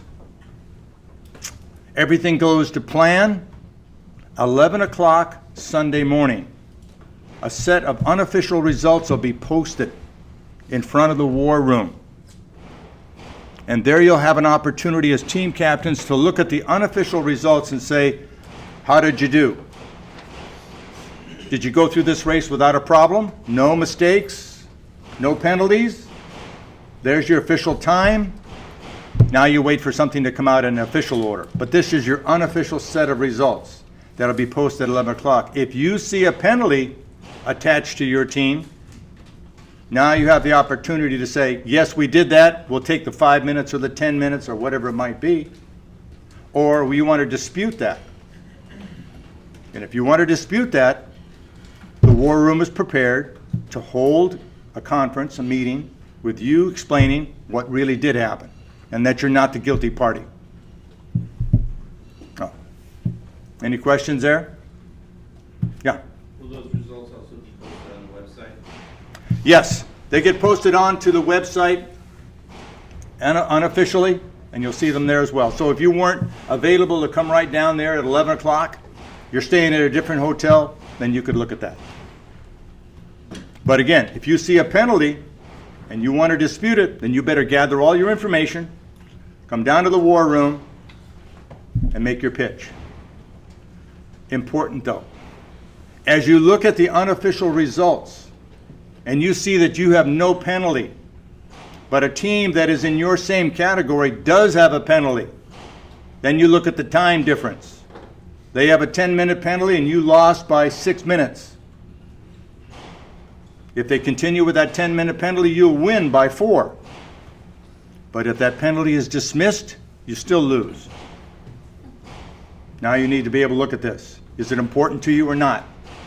So it's your choice to look at this. But to come running in after it's been posted official and say, what happened? We were winning the category and now we're in second place. And they say, well, that 10-minute penalty of that team was disputed. They won their kangaroo court and it was taken off. So it's important to see, how does this affect you? What does that war room situation do? They'll begin their they'll begin their holding cases at 11 o'clock. I'm going to miss my time here. At 4 o'clock, official results are posted. Same way, on the internet and in front of the war room. Official results are posted. These are official and they won't be changed. Teams have come into me in the past and said, hey, you know, we did something really wrong out there, but we weren't caught. We didn't get a penalty. I said, listen, I'm not changing it now. You could bring a dead body right here. We're not changing it. It's done, it's done. It's too difficult to untangle all those things. When the official results are posted, every single team gets a plaque. In the office downstairs right now are plaques from 2017, 2018, 2019, there are no mugs. That got taken care of, but there are plaques down there. Tony holds on to them for a while, and when he finally gets tired of them, he throws them out. You get a plaque. No matter where you finish in this race, you get a plaque. We'll pick it up. It's a pain to have it brought all the way back here, me to call you and say, hey, come down here and get your plaque. Don't do that. Top 50% of the teams in every category will get a mug. 24 mugs. 2 cases of mugs. You want more than that? Then look at the information, and sooner or later Tony will post where do you purchase more mugs if you win mugs. You'll get 24 if you're in the top 50% of the category you choose to run in. You really want to look at this hard and study it, figure out what category best fits you, then look at last year's results and say, do we have a chance? Is there a chance here? Or is there no chance in hell? What is it? So the results will get posted. Now, to my favorite subject, running. Training.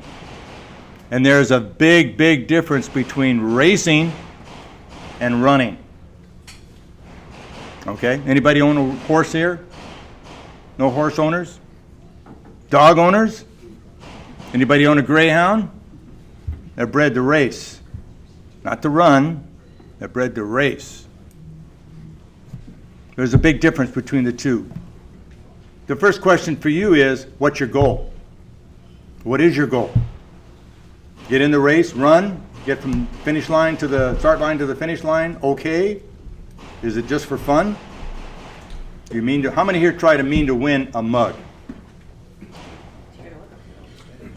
None of you want to win a mug here? Okay, well, yeah, all right. Well, if you want to win a mug, you got to be in that top half. Okay? The sheriff's homicide, been in the race now for many years. When they first approached to say they wanted to run in the race, their goal was lose, I think, 2,000 pounds off of all their runners. And to finish. That was their goal. That's it. Well, they haven't changed a whole bunch since then. Okay? They still want to lose weight and they still want to finish, but they know they're not going to win a mug. And there's many teams here that realize they can't win. It's just not in the cards for them to do that. If that's what you want to do, then obviously you've got to find runners, and you've got to find runners that like to run. If you have runners that like to run, do they like to train? Or are they the kind of runner that just says, I'm going to run this stage, and the only training they do is take their sweats off and tie their shoes, and then trot the rest of the way? If you look at the race and you watch the goings-on out there, as I've seen it over all these years, there are plenty of people that walk their entire stage. Well, God bless them for coming out there. At least they complete your team, but they walk the whole stage. They don't run, they don't jog, they walk. All right. There are runners that come out there and try to run 6-minute mile pace. There are a few of those. And sometimes they are successful, depending on how hard did they train. The very, very good teams train for the race. If they're going to run hills, they train on hills. If they're going to run downhill, they train on downhill. What's your approach? Can you make people run that don't want to run? No, you can't. If you're just looking out there for people that are willing to complete 4 miles or 5 miles and you don't care how fast they do it, well then don't care. Just make sure they have running shoes on and that they can do it. That's all you need to do. But training is an entirely different situation. Depending on what area of the world you're coming from, all you have to do is go to the local college or the local successful high school. Barstow. Most all of you know where Barstow is located. Barstow, for its purpose in this world, has one of the better cross-country high school programs in the state of California. When you look at Barstow, you want to go, how's that possible? It is hotter than blazes out there, or it's freezing cold. But for whatever reason, They're successful. Well, if you go to somebody that's successful in your area as a running coach and say, I have these 20 runners, how can that person help you? You'll find that most of the time they're willing to help you. They're really willing to help, maybe even use part of their facility. You never know. But if you want to do well, then you have to train. You can't just walk out there cold turkey and try to do well. Even experienced runners, that just isn't going to work. So you do have to approach your idea from a training standpoint and a racing standpoint. I know plenty of people that love to run, but they're lousy racers because they just don't experience it. And you have to experience that to really understand just how fast can you push yourself. The first 7 stages of the race, for the most part, done in the daytime, is probably the most dangerous part of the race course because in all likelihood, it's going to be hot. And it's different to go outside right now and realize you will not overheat in 50-degree rainy weather. But if it's 90 degrees and it's 2% humidity, yeah, then you will overheat. And even though you're a good trained racer, that does not mean that it's not possible for you to have to realize the circumstances of what you're trying to race, and it isn't going to work. So all of this has to come into play with good coaching, experience, understanding of what it takes to really run hard. So make sure that if that's your goal, seek out some help. You'll find there's lots of it out there. Colleges, high schools, junior colleges. Walk into the cross country to the distance coaches there, cold turkey. Knock on that door and I'm sure they will help you. They will help you try to figure out what's the best thing to do.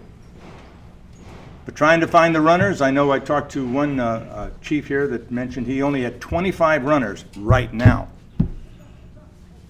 And that's the best that they can come up with. That is going to be very difficult for that team to be successful. This is the highest point right now of teams accepted into the race. It will shrink. It shrinks for a couple of reasons. Not because you lack money.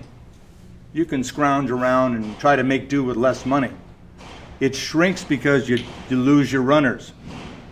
You go from 30 to 22 to 18. And when you reach 18, you're calling Tony up and saying, we can't do this. We don't have enough people. We've lost our runners. We've lost our key person. We've lost that person. Yeah. So right now, your big obligation is, do you have enough runners to make this happen? Do you have your 30, 35 people interested? Because interest is one thing, doing is another.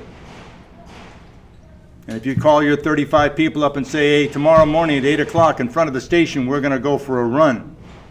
You'll go from 35 to 10 very fast.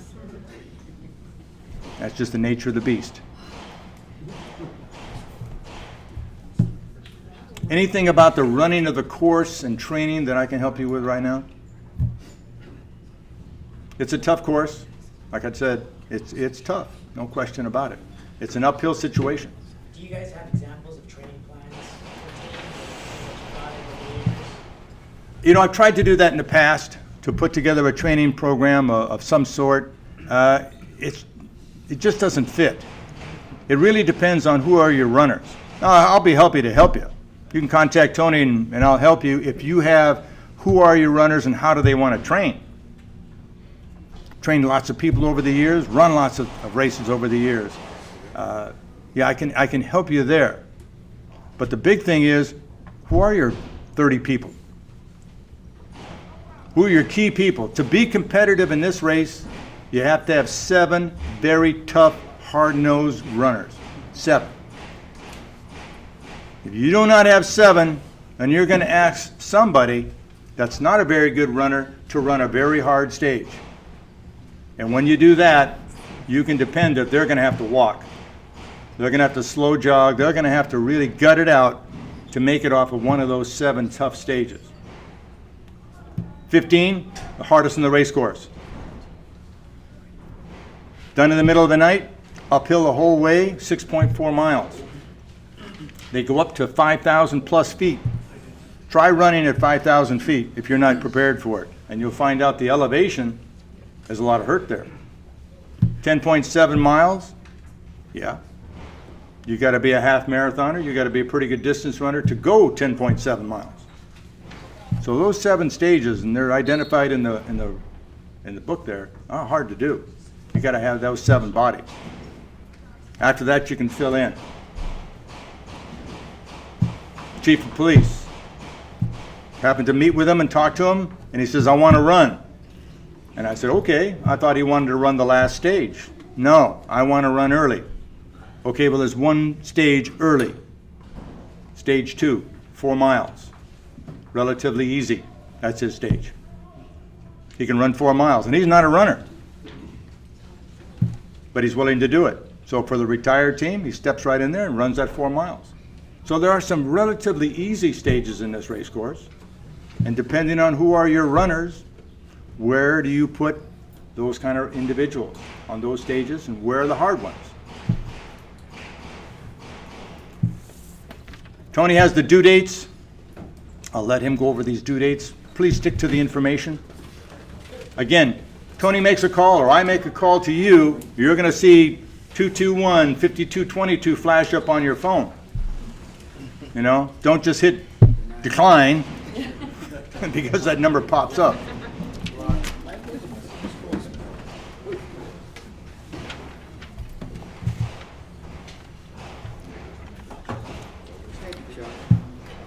Okay, we're going to wrap up this meeting.